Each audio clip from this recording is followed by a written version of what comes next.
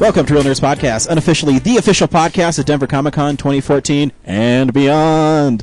With me always is James. And I'm Ryan because I'd introduced myself. And Brad's always been missing in action lately. Fuck Brad. Well, he's got family Fuck him. in town. No. He's Fuck him, James. No. Fuck him. Hold on, I'm trying to make excuses. Fuck Brad. I Right. got two people to take his place, so fuck Okay. you, Brad. Fuck you and your stupid No, but fucking... it takes two people to take his place. I know. I was trying to say fuck so many times to see if how many fucking times I can fucking say it. Maybe this week I'll try to, I'll learn how to bleep the show. That would be really cool. That'd be really boring. Anyways... I can never let my mom listen to this show. Hear that sweet hot chocolate voice? That's our main man, Bree. What's up, buddy? What's up, man? Thanks for having me back. Nice. It's always a pleasure to be here. Oh, Now you know we how I love feel. it. My mom never listens to the show. Okay. No, after I made a reference of a glory hole, his mom just is like, I am done with this show. Yeah. There's this nice middle-aged woman at work who Thinks she I'm found out funny. that I did the show. Yeah. And she was like, oh, I got to listen to it. And at lunch, I walked by her desk and she was starting to download it, and she stopped me and she goes, hold on a second. Now I'm a little bit sensitive to some stuff, and I was like, yeah, you shouldn't listen to this show. And the funny thing is James has a worse mouth than me. It's just the little things that people pick out about me. Hold on. I will say fuck more than you, but you were always the one who introduced bestiality or glory holes or shit like that into the show. Yeah. So yeah. I'm just saying. It's two different kinds of course. Well, the thing though is, if you know those code words, then you know you're pretty perverted yourself. I mean, I don't think the average person should really know glory hole should be in their vocabulary. Exactly. And two, it's all about having fun. I watched It's Always Sunny in Philadelphia. Yeah, Always Sunny. There's a shadow of a dick, so it's true.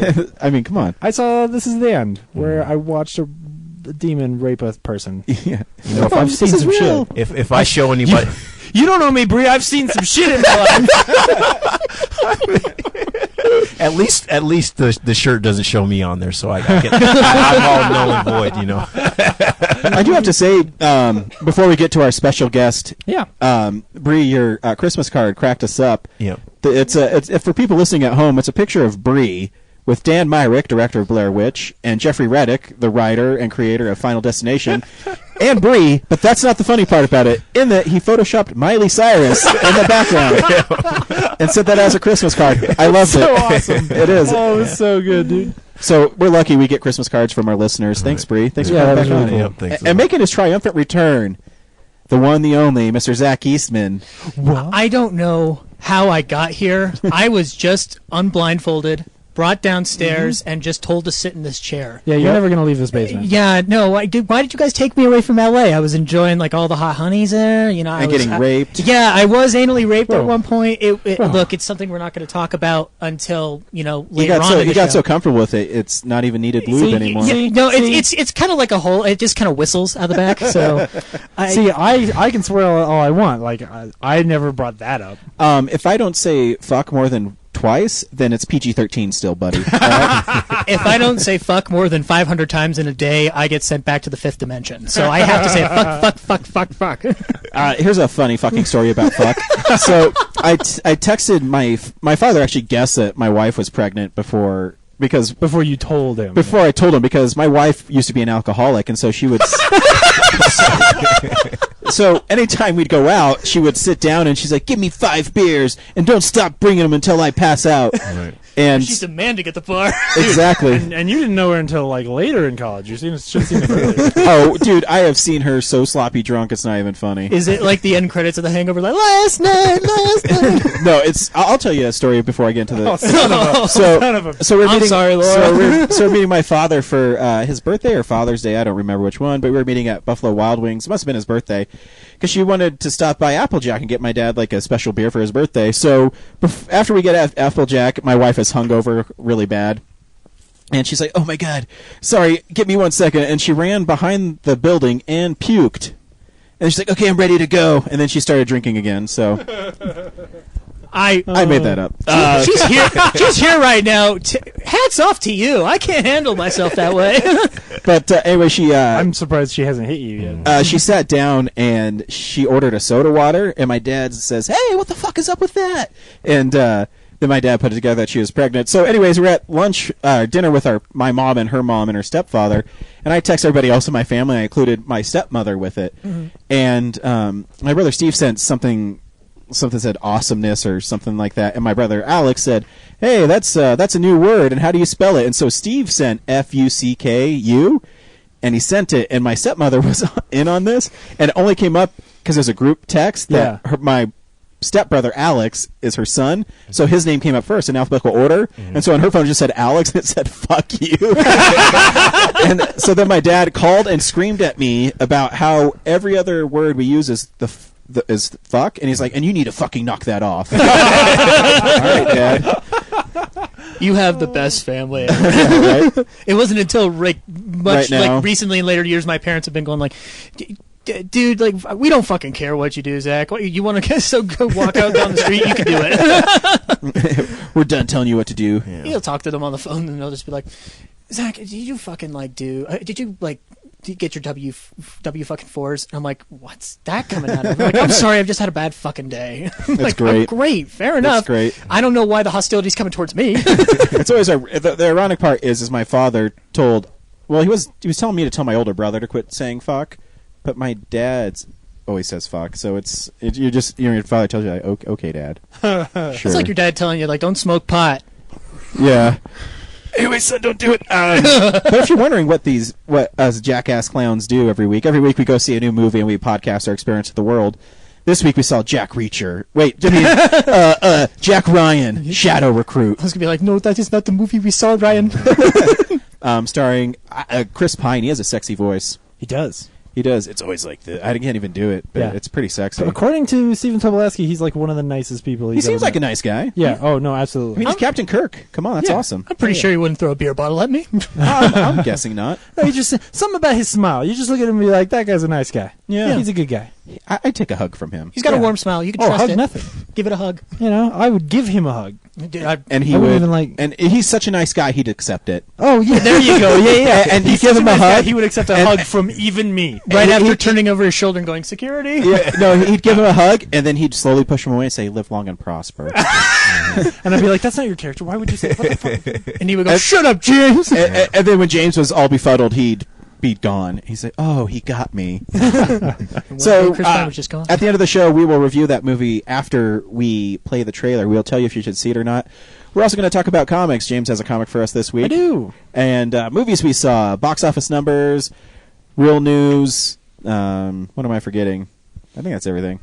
We just talk about movies and having stuff. fun. Movie Yeah. stuff. We're a movie podcast.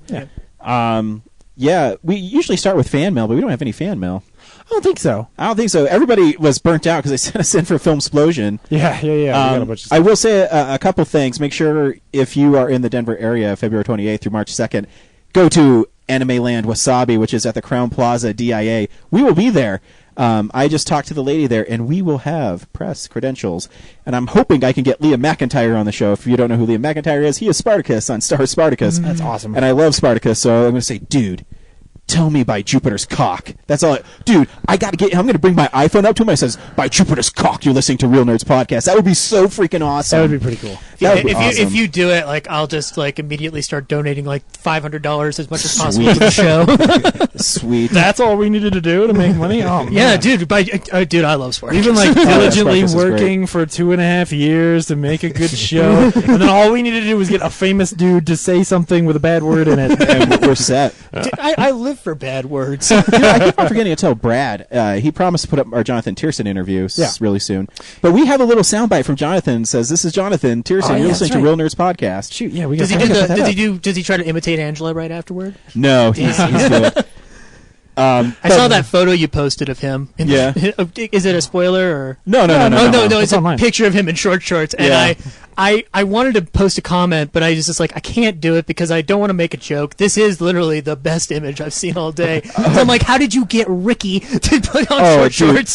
Dude, You know what? Since it's, I guess we'll preface that by saying Open Screen Night, January 28th Yeah. at the Oriental Theater. Me and Jonathan Tierson are going to be hosting Open Screen Night. Yes. So it should be lots of fun. One of my favorite things that's come from this podcast is becoming friends with Jonathan Tierson. He's a funny guy and always so nice. We went up to his house to film his part in this. So, yes, also, he will be in Episode 5. Oh, cool. I'm not going to tell you the name of the episode. You'll have to wait till after the teaser. But it's really funny, and he's such a sport. the story came from me, but James wrote the screenplay for it, and because James is a writer, and I had the idea. I'm like, James, these are the beats I want to happen. Write it, and write it good. And James did. He hit me a couple times. You're like Spielberg to David Koepp. Yeah, Yeah. It's an interesting thing because Jonathan Tiersten is a professional actor, and I have worked with people who've been actors but not professional. And when you are in scenes with him, there's moments that you just kind of get lost because it sounds really ridiculous, but he's so good. James knows. Oh, yeah. He came to the door and he did this one scene with James where he's supposed to be intimidating and gay at the same time. And not only does he pull it off, but there's a moment where you believe that he's going to hurt you. Oh yeah, no, it was really weird to have him open that door and start yelling at me, and I was like, oh shit, I don't like this anymore. It's not fun. I want to go home. And he's so good. I'm not going to spoil what he did for us, but there is a moment in it. We wrote a scene where me and him have this little I don't know if it's a confrontation. I guess a dialogue, and he improvised something on the spot when I said, "Hey, Jonathan, you do this now." And he says, "All right," and he did it, and it is terrifying. Yeah, his intensity. Really cool. And not only is he a really nice guy, we went to his house. He did all of this out of the kindness of his heart. He didn't get paid at all. He pretty much kicked his family out of their house. Kicked his family out of the house for the day. We didn't have short shorts because the thing with Jonathan is he's so busy, and so I kept on saying, like, "Hey, what size pants do you wear so I can buy you pants so I can have you short shorts like Ricky in Sleepaway Camp?" And he never got back, and so ironically, I was driving home from I forget what movie we were seeing the night before, and he called me in my car, and he says, "Don't worry about it, dude. I got some pants up here that you can cut." And he gave us his diesel pants. Yeah, they were diesel or Luckies or something like that, like some expensive jeans to cut. And then when we cut him, he's like, "Those aren't short enough." Yeah, totally. And I want to look sexier, damn it. What you don't see too is he's actually wearing cowboy boots, which doesn't. It's in a couple shots, but it was lots of fun. Yeah. And I won't spoil it. And he cooked for us. He cooked us. He dinner. cooked us lunch. And this wonderful, we brought him this, beef tips, or it was like spare ribs. Yeah, it was spare ribs. And he when he wasn't in scenes and we were filming other stuff, he goes outside and grills this stuff and makes it, makes his own barbecue sauce, and serves this shit. It was so good. I was blown away. So is he from here?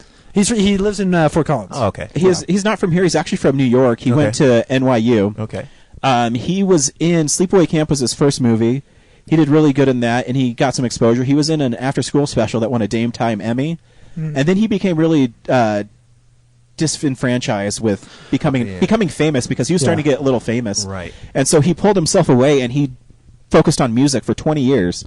And he did 5 albums, and they're all really good. If you like kind of folky Van Morrison kind of music, yeah, I do actually. Definitely pick his stuff up. And if you go to Open Screen Night, he will have a table there. I think he charges like $5 for his CDs, and he has 5 of them or something, and he'll sign them. Sold. I'll buy them. So pick him up, and he'll be there signing autographs. He'll be up there hosting with me. I don't know what we're going to do. We'll probably figure something out.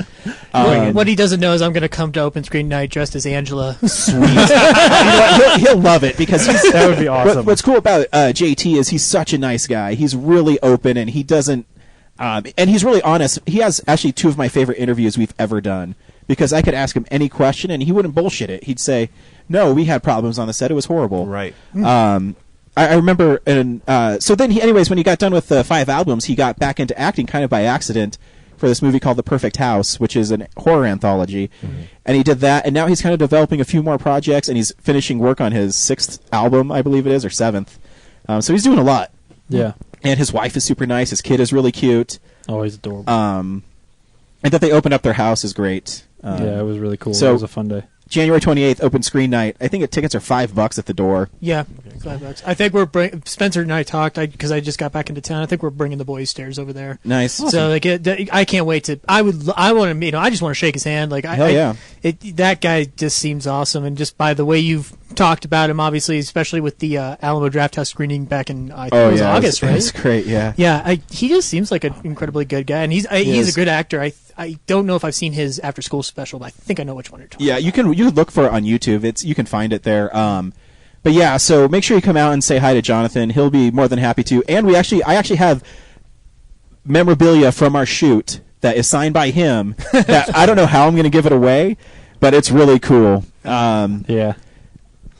I'll spoil this one. So it's a picture that James made of Jonathan. I don't know where you got hit this picture from, but he's like looking very stoically, like to the side. Yeah. And James found a picture of Robert Downey Jr. with his arm like this. So it's like he has his arm around Jonathan, and Jonathan signed it. And so we have that to give away there too. I don't know how I'm going to give it away. I'm sure we'll figure something out. Yeah, it's. But you have to go to Open Screen Night to get a chance to win the signed picture of Robert Downey Jr. and Jonathan Tiersten. I'll be honest. It's one of my favorite things I've ever created. I love that picture. And I made Jonathan slightly taller than Robert Downey Jr. Like I just raised him up just a little bit, so because he looks like he doesn't give a shit about Robert Downey Jr. Yeah, that's really what's really funny. great about the photo. And what was great too is when JT saw the picture, he's like, "Oh my gosh, can I keep it?" And so he kept one that he has in his house. There's only 2 in the world. There's 2 in the world, and then he signed the other one for us. That's so awesome. it's lots of fun. So make sure you go to Open Screen Night, January 28th, and if you bring The Boy Who Stares, that's another reason to come because it's a great film. Thank you. Yeah, it's not like that Twombly piece of crap. Yeah, Actually, I heard the name Twombly in another. In Her. Yeah, Is it That's Her? the last name of Joaquin Is it? Phoenix's character. Yep. And our friend Matt Willix, he's a great horror director out in Aurora. He texted me. He's just like, "Did you know that Spike Jonze stole your name?" I'm like, he stole the name Zach Eastman. No, Twombly. That's awesome. Oh, dude. Speaking of Twombly, I want to thank you guys for episode 4, Ghost Trappers of the Pod Show, because Maddie saw that. And he called me right afterwards, and he's just like, "Why aren't you acting more?" And I'm like, "What are you talking about?" The only line that like made any difference in my mind was, "Now where are your dogs?" Because I want to have sex with them. That's a good moment in I it. love it. It didn't make my friend in LA laugh, but I was just like, whatever. You're LA cultured, whatever. It's definitely an acquired taste, that episode. Yeah. I've had many people say our second episode's our best one. I like it. Extraterrestrial. I think I did a German accent in that one. You did? Yeah. Grab him! Get in the van! Get in the van! Greek! What's your favorite episode we've done so far, Zach? I like the third one because I like how James is just like trying to get the girl in the show. It was like, I don't want to use the word adorable, but it's adorable. What else do you like about us, Zach? You're adorable. I love Ryan's orange Thank you. hat. Thank you. Burger, but it's not spelled right. Because it's Burger, but Gordon Ramsay. So, there we you go. Because Gordon Ramsay didn't know how to spell. Yeah. Yes, that's it. He spells his R's backwards. It's really funny though. My coworker Jimmy showed his son all our censored Is versions. this Ninja Kid? Yes, it's Ninja Kid. He showed us all his censored one, and his son loves when I do my fingo. I'm like, that was funny. Is it? I think that's Yes, maybe one of my part worst deliveries I've ever done on camera. It's I really just weird. terrible. And that was funny. I thought that was pretty freaking funny. All right, as long as other people do, I don't give a shit. Yeah. First episode also is pretty good. I It think is. all of them are very, very solid. And what I love about it is that I know you guys very well as like podcasters and stuff, but I love how you guys are good. You guys are really good actors for not having done thanks. it before. Like or at least I don't know if you. I've been in. I was in theater a lot. You don't have to qualify it. We're just really good actors. Yeah, you It's are. not about having not done it before. We just are solid. We're just really good. No, yeah, you are Daniel Day-Lewis, and you are. Yeah. Yeah, you're you. Chris Farley. No,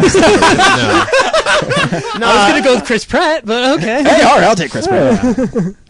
Yeah. But this week's show is brought to us by the wonderful people at Colorado Coins, Cards, and Comics at 6700 Wadsworth Boulevard. If you're looking for a back issue, make sure you get it there. They're all 50% off, and they also will find stuff for you. Maybe I can talk to Andrew about getting that Gwen Stacy statue. Because I always wanted to ask him, because I get previews, and there's some really sweet action figures in there, but I don't know where else to get them. So maybe I should ask him. He could probably order them for me. Maybe, yeah.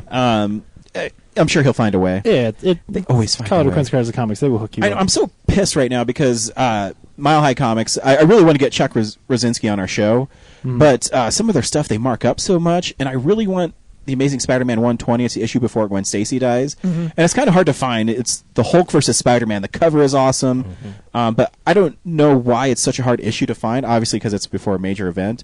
But on Mile High, they just bought one from a collection from the East Coast, but he wants $400 for it. Whoa. In near mint. Is it good? Is it? Oh, so it's high graded? No, it's like his is like very like fine, fine. but near mint anywhere else is $140. So it's a a 400% markup. Yeah. Right. That seems a little Well, steep for that issue because I'm yeah. sure if you I've watched Comic Book Men a few times and I've seen that issue featured on the show, I believe, and it's But, yeah, not Well, expensive. Mile High is one of those places that's designed for you to negotiate with them.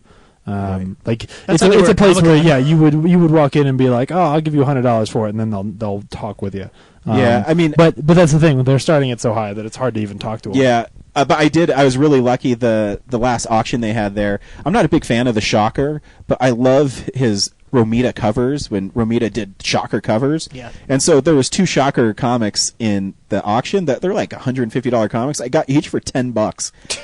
And I'd always do the dickhead move in the auction where there'd like be a Batman book on there. Like, I got this for $8. And he's like, going once, going twice. I go, boop, put it up, make sure I got my Spidey. That's Fuck him. smart guy. But actually, the coolest issue I've saw that Andrew's gotten recently is Fantastic Four #1.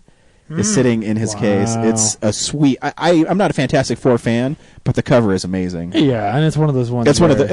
It's one of the ones where like if let's say Stan Lee were coming to Denver Comic Con, like that's one of those issues you would almost want to spend extra money on so you could take it to him and have him sign it just because that moment would be so special. Yeah, some people don't like it because it actually hurts the value of the comic. I don't give a shit. Yeah, but I have 2 issues of the Death of the Green Goblin. When I found Jerry Conway was at Mile High, I brought my lower grade one. I'm like, please sign this. Yeah. And be on my show. He said no. Actually, he didn't tell me no. He said, come get me at the con, and he was never at his table, really. Yeah. I don't think it necessarily hurts the value of the comic unless they personalize it. Like when I first went to Comic Con, I got Simpsons comic #1 signed by Matt Groening, but he personalized it, but he put a K at the end of my name, and he's like, "Is it a K?"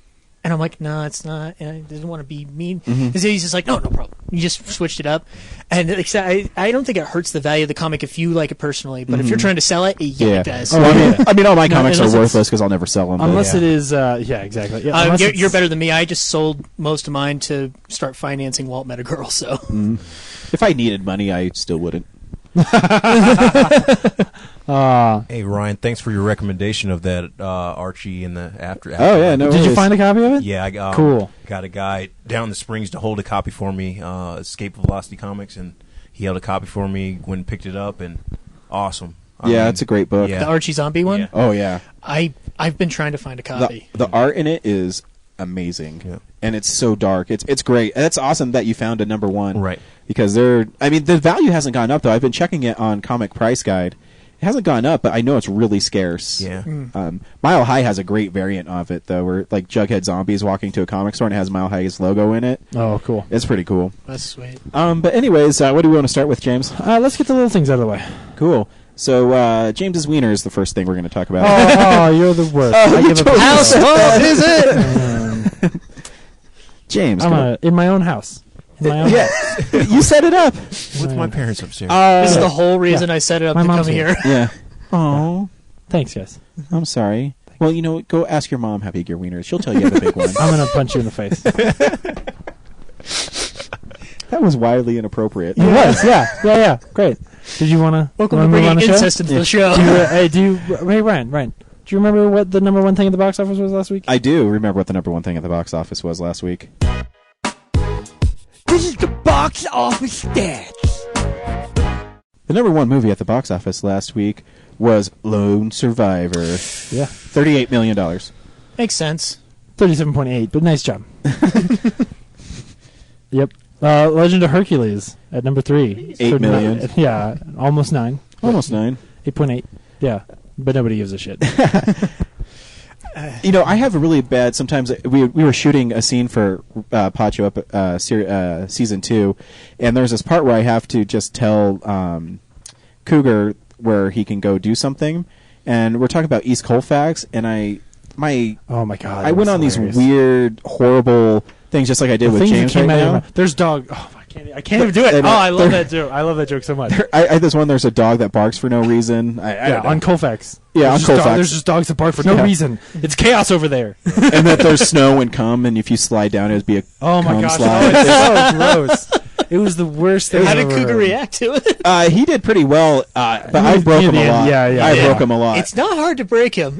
It just kept on going, and it's so I got to tell Brad that when he cuts, he's just going to have to be one of those cuts where it's when I say something, it'll be a cut. Say something, a cut. Like I have so many things. He was. I mean, he was very serious on the boys' stairs, but off. Like when he wasn't acting or wasn't in a scene, like it's very easy to make him laugh. He's a very nice. Yeah, guy. he's a nice guy. He's a giggly guy. I He like is. him a lot. We had fun. We won't spoil what he did for us, though. Yeah. Cool. So next is Blu-rays? Blu-rays. Sure.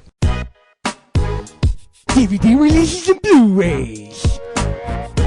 Okay, so according to the Digital Bits, the number one Blu-ray of next week is a 4K version of RoboCop. Nice. I don't believe them. I don't believe that many people are buying a Maybe 4K through Digital release. Bits it is. Maybe. Nerds are. Yeah, Nerds like the real maybe nerds. that's why. I don't know. It's weird. The real big release is Captain Phillips. Yeah.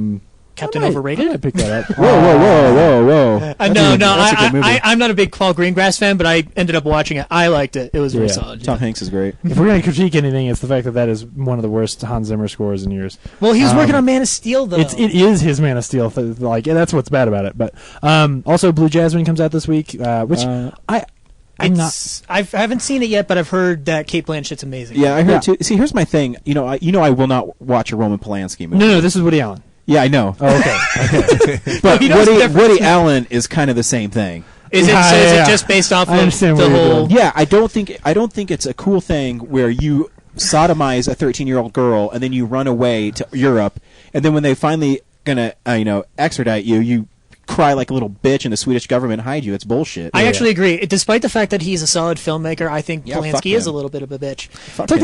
And but Woody Allen doesn't. Technically, what Woody Allen did is not in the same realm as Polanski. Well, he also has. It's not cool. He also has a daughter that But- refuses to talk to him because she said he sexually abused her. So I have Woody or Yeah.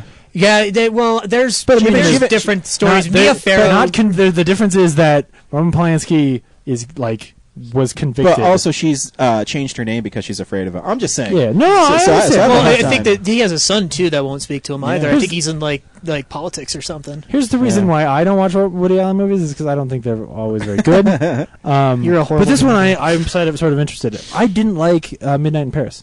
I don't think that's a very good movie. Yeah. Oh, shit. mic drop. Yeah. An audible mic drop. I disagree highly, but that's your Okay. opinion. Now, I think what we can agree was not a very good movie was Machete Kills. Yeah, it's horrible. That comes out on Blu-ray this week. It just seems so scattered. Like it was Yeah. like Oh, there's yeah. a lot of good ideas in there that are just like brought up to the climax and then nothing And happens. here's the thing: if you're going to make a movie that's silly, you have to embrace it. You can't do it Right. half-ass. Yeah. I'm playing, Gibson's good in it though. Oh, That's he the is. thing. I'm playing through Saints Row 4 right now. I don't know if you guys know anything about Saints Row, but Yes. those games know how to do that kind of silly, just crazy off the wall shit. Where like the beginning of Saints Row 4, you're the president of the United States. Or no, at that point you're not the president yet. This is what makes like you win the presidency by doing this. But you're chasing down this dude who's got nuclear missiles. You kick the shit out of him, but you don't catch him in time for him to launch the nuclear missile. So you run over, you jump onto the nuclear missile, and as it's launching into space, you're climbing up the nuke and pulling like shit off the nuke to make it break. And as soon as the rocket launches, they start playing Aerosmith's "I Don't Want to Miss a Thing" in the background. Like the timing is just perfect. You just And know that, you've landed like, gold. That kind of self-aware, Right. like this shit is crazy. That kind of stuff is And that's what I mean. It's intelligent. If you're gonna do it, you Um, have to go for broke. Yeah. Yeah. You can't Yeah, just yeah. do it half-ass. I like the first Machete. I think the Yeah. first Machete is It's entertaining. I think it's brilliant. But the Machete Kills is like, oh, we have all these crazy ideas, but we're not going to fully realize them. Yeah, because Yeah. I don't know if they're trying to wait for Machete Kills in space, but it's just I Just jump to don't it. know. Like it would have been better if they'd been like Machete 3, Machete in space, like Machete Kills again in And that space. makes like more sense, like too. just jump that sequel altogether. Like that would have been really smart. Like that's the way you really invest in the crazy on a movie like that, Well, and and that makes people love the movie. Well, and Like, also, I thought Tom Savini was wasted in that movie. Like, I don't Oh, know. Like, oh, I dude. thought that if they were going to bring him back, like, don't bring him in for that, like, small of a role. Give him something bigger, or just, Yeah. like, accept the fact that his character technically died in the first movie. Yeah. Yeah. And they're just like, oh, we recovered him. What? No, this is No, a it's- Grindhouse movie, but yeah. even you can't bring back the dead. Yeah, I mean that's my biggest problem with it. Yeah. I mean my wife hates MacGruber. I think it's brilliant. I But- agree. But when you make a movie that stupid, you have to go for broke. You can't Yeah. just say, "Oh, here's a stupid part," and then we're going to show a really tired Danny Trejo trying to fight somebody. Yeah, he's like in his mid 70s, early 80s. Yeah, and I think he's late 60s. It just looks like he's. Yeah, I mean, that's not his fault, but it's just no, it's not. I think that if the energy on the set and the energy with that script were probably higher, then it wouldn't come off that way. Mm-hmm. Right. But the movie is stillborn in some ways. Like, it just. I would hesitate to say anything against Rodriguez, but I just think that I as won't. time's gone on, I know you do.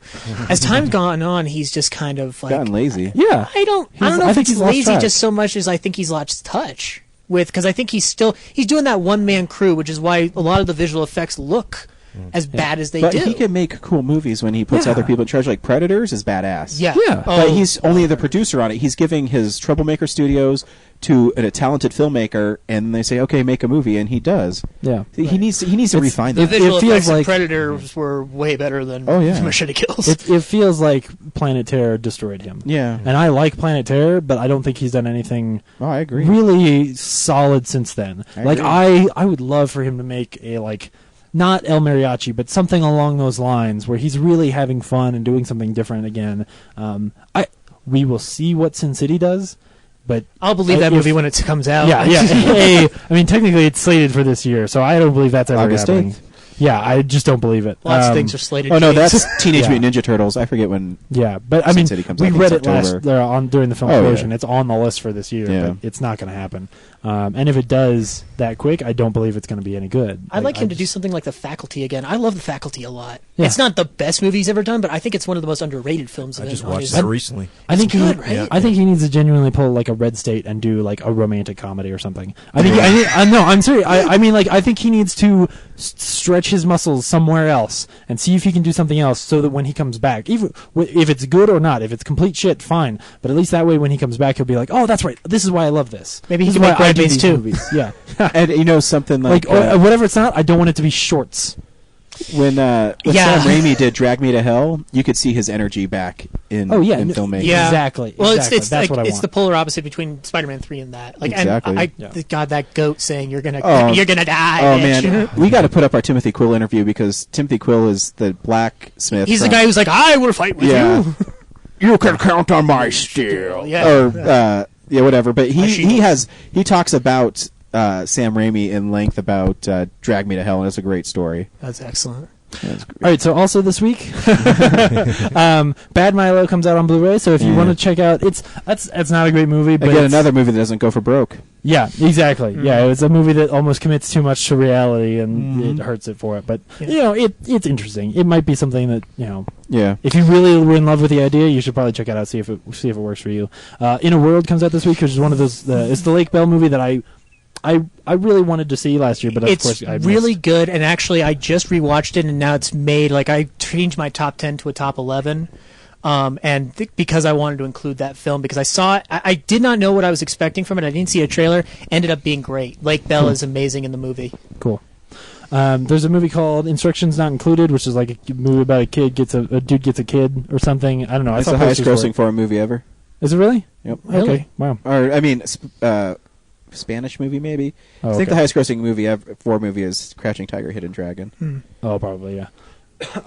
Charlie Countryman, which is that Shia LaBeouf movie. Who cares about him? Yeah, He's a crazy person now. Skywriting crazy weirdo. Anyway, and the very last thing is The Starving Games. Number one parody movie of 2013. I don't know. It was that man. It's the date movie people. Yeah, how those. Well, that did get a theatrical release. It did, yeah, and man, that whole like a thing has week. gone Probably. so downhill. That used to be the thing. Like those parody movies used to make gangbusters. Well, yeah, you got to make Like- good ones though, like Hot Shots. Yeah, well, yeah, but I don't know that like Scary Movie 4 was that good. No. In fact, I know that it wasn't because I have seen it, unfortunately. Yeah. What's a First crock two are good. pot? Oh, it's a traditional serving dish used to keep food warm all day. I thought. Oh wait, was it? No, it's what's a chafing dish? Oh, it's a traditional serving pan that's used to keep food warm all day. I thought that was a crock pot. No, my friend. One of the greatest lines in any movie of all time. That's Hot Shots. Oh man, cool. Awesome. Thanks, James. You're welcome. News? Sure. All right. Unspool the real news. It's real news. we'll get through a couple of real quick things. The Newsroom's third season, which is about to premiere, is going to be its last season. No one cares. I do, but like I mean, if they say it's done, it's done. Can't If say anything Sorkin about it. is done doing it, like I would never want that show to be. I still on really want to Sorkin, do a so- Pacho episode of Sorkin where we're just walking down a hallway and just talking the whole time. That would be great. I would love to write it. Yeah, we'll It write won't it. be. It won't be as good, but Write it, All right, bitch. I will. Fine. It's written. Thank Boom. you.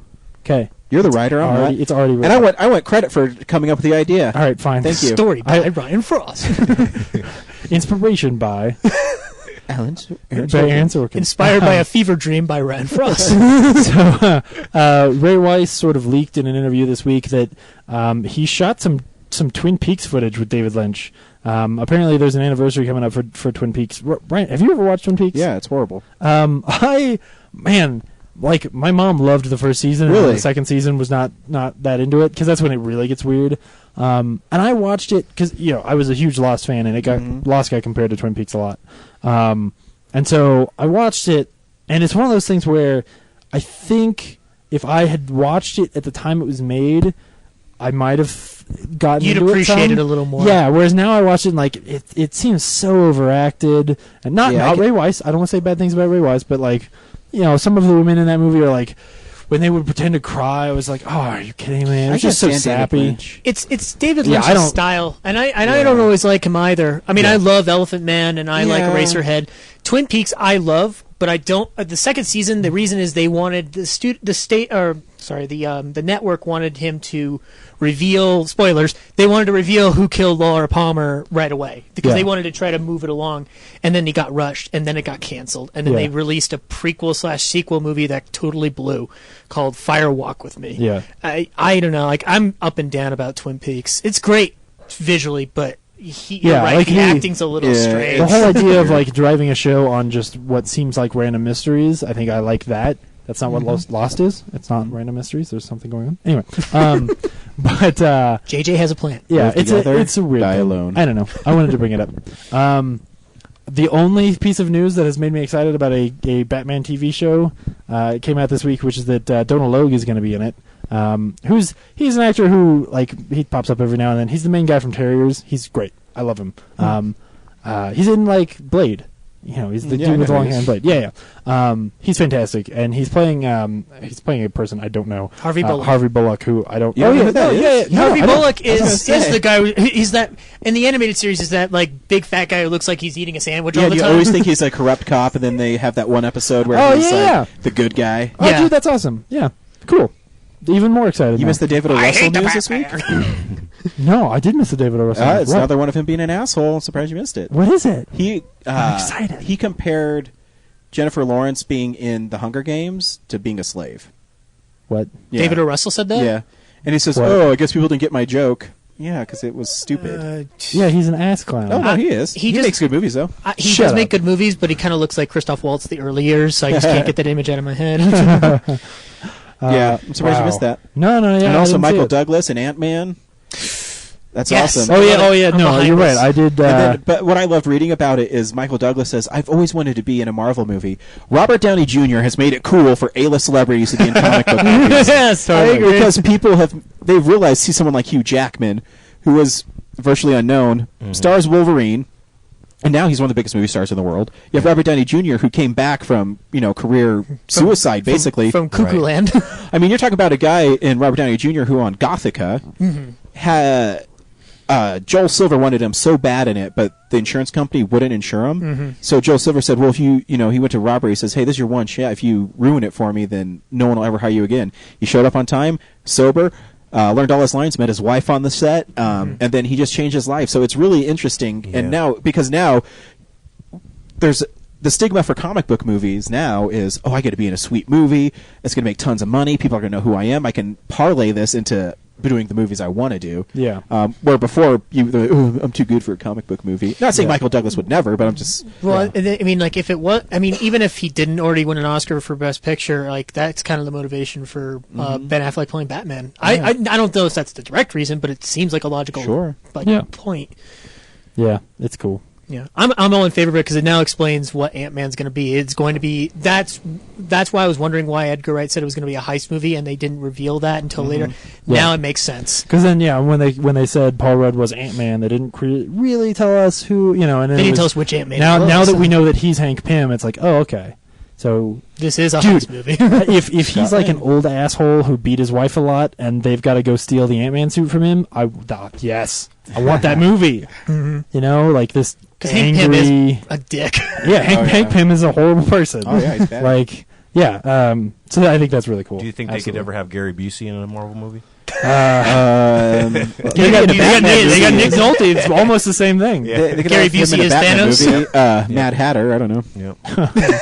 Oh man. I would watch. Dude, I love the show I'm with Busey. I used to laugh Yeah. so hard at that show. Yeah. Have you ever seen it? No. It was on Comedy Central. It was this one guy named Adam, and Gary Busey was trying to teach him to get out of his shell.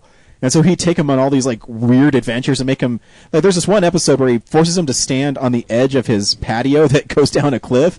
And this guy Adam was I think his name was Adam, was such a bitch. And he's like, "Oh, get me down, Gary Busey." And he's like, "When you're up there, the chi will make you feel like you're part of the world." You should see it. It's never been on DVD. I haven't seen it in years, but it used to make me laugh my ass off. Yeah, That's funny. And then at the end, it kind of reveals that it's just this big like sitcom. It's pretty funny. that's awesome. Yeah. So very last piece of news, and probably the biggest thing, was that we got Oscar nominations this week. Boo. And they're probably the worst I've ever seen them. Oh yeah, it's stupid. It's dumb. I don't think I've talked to anybody who's thought they were good. And not just because I think Tom Hanks made such an amazing performance in Saving Mr. Banks, and Saving Mr. Banks was my favorite movie from the year. Yeah. How that was not nominated for Best Picture or Tom Hanks didn't get nominated for Best Supporting Actor is Or even beyond- Emma yeah. Thompson. Or Emma Best Emma Actress. Thompson. Exactly. Yeah. Oh, absolutely. She like that. That was a damn good performance. I'm Yeah, a bigger fan of Tom I know Hanks. Brad than hates the- this because he thinks they're stupid, but I mean, Oh no, and I understand. I've said it. Like, I understand that the Oscars mean nothing and are political and dumb, but I don't want them to be. No, I wouldn't either. eternally want. Like, I like the idea of us having a way to celebrate movies every year, and like, especially when they announced that they were going to do 10 Best Picture nominations some years ago, I was like, cool. The whole idea there was that then The Dark Knight could get at least a nomination. And that then, like, part of it was then we can get more people to watch these movies. Every movie on that list, none of the movies on that list are really like populist choices. Like probably the most widely seen Gravity. movie was Gravity, which doesn't have a snowball's chance in hell of winning that award. Like, it just doesn't. no, they're going to give it to what's that stupid? I can't believe the movie is nominated. It's Oh, do you think they're going to give it to 12 Years a Slave? no. I even they give it to that one. Or Nebraska? I can see. Yeah, I mean, I can see 12 Years a Slave winning it, but that's always my problem with the Academy. And just I always say independent movies, but they have this pretentiousness about them, just like independent movies do now, where they think they're better than it because we don't make fun movies like The Avengers or something. And to me, that doesn't make you the best movie because you're pretentious. Yeah. To me, a movie should be entertaining, and when you lose sight of what's entertaining, then I mean, what's the point? Neither of us have seen Nebraska, and I really like Alexander Payne. Sure. So I want to see that movie, and Best it might be movie really of the year? good. Meh. Yeah. Is it going to be the best movie of the year? Probably not. But when there's 10, I'd like to see some things on there that people actually saw and were really like. Saving Mr. Banks is really friggin' good. Yeah. Well, too. I mean- and okay, what's going to win? It's American Goddamn Hustle. It's gonna win. It's gonna sweep every friggin' category, and I'm gonna be so pissed. And I think you It's don't give it's that all movie a just. chance, so, it's just me. Oh, you're so wrong. Like, I haven't talked other than you. I've hardly talked to anybody who actually likes that movie. I mean, it's just Look, this is like I put out my top 10 list with the exception of the Inner World edition, and one of my friends texted me and he's just like, "Why'd you put Pain and Gain on that list?" and I took a long time for me to accept that I was going to put that on my list, and that's when I realized I had to look at every film that I had watched this year, and I did not go to a lot of the award films when I was out in LA because one, it's expensive to go out to the movies there, and two, I wanted to, if I was going to go pay the money, I wanted to see something that was going to entertain me. I saw Thor, I saw The Wolf of Wall Street, which is number 2 on my list. Maybe that will win Best Picture. I hope so, but it won't. But I hope it's maybe so. my choice out of all of Never those. right? Yeah. I mean, or Her. I just saw Her yesterday, and I liked it a lot. Yeah. I'm gonna go maybe even tomorrow. Yeah. It's I could see maybe voting for her. I think that, like, I agree with you because there's these. But the thing I don't agree with you in your statement is that these aren't really independent movies. The reason why I say this is because 12 Years a Slave, which I have seen since after making my list, and I have a rule: I only put movies on the list that I've seen in a theater in their original run before December 31st. When I saw 12 Years a Slave, I loved it. Thought it was brilliantly made, beautiful cinematography, excellent acting. That movie would never have gotten, I don't think it would have gotten the attention at the Oscars if it hadn't been for the fact that it was produced by Brad Pitt. And that's hard for me to say because I love Brad Pitt, but that's the push for it because the movie... But it's still through Fox Searchlight, which is their independent... Yeah, but Fox Searchlight produced Shame, which was his previous film. And it's about a sex I know addict. that. But that movie got no attention. But it's just like the Weinsteins. You sit there and pretend that they're independent, but they're really not. Right, no, that's what I was going to say. It's like the Weinsteins haven't been independent since 95. Yeah, this whole idea that, like, Weinsteins or Fox Searchlight, there was a time when Fox Searchlight was an independent studio. Yeah. But they've made too much money now, and they are now simply just another studio, but it's a studio with, like, a different taste in films. But that's what I'm saying. They just try to play this cred, like, oh, look how prestigious this film is. No, and that's the only thing that bothers me. And I always, in our film Explosion, I always preface my my list with, this has no preference on critical because I don't care what they think. Yeah. What entertained me when I sat down. Right. So you don't have to defend your pain and gain because... No, I don't. because it's fun for you. Yeah. He doesn't have to defend Hansel and Gretel because it's a fun movie. Which I watched. I don't need to defend Hansel and Gretel, son. And I'm here to say slavery ain't fun, so in that movie, 12 Years a Slave. No, that movie's not fun to watch. From the one black guy. There's this part of it, like, and look, if Brad Pitt's listening out here, I'm not trying to criticize you. I'm criticizing the Academy for only choosing that film because of that status. I think it's a bunch of old white people who think, "Oh, Brad Pitt's still popular in the papers. Let's do it is that." because it's just so political. Yeah, it's and gross. look, if I win one someday, great. If I don't give a shit. As a filmmaker, I've realized that the Oscars don't mean anything to me. Brad and I were talking about this over text.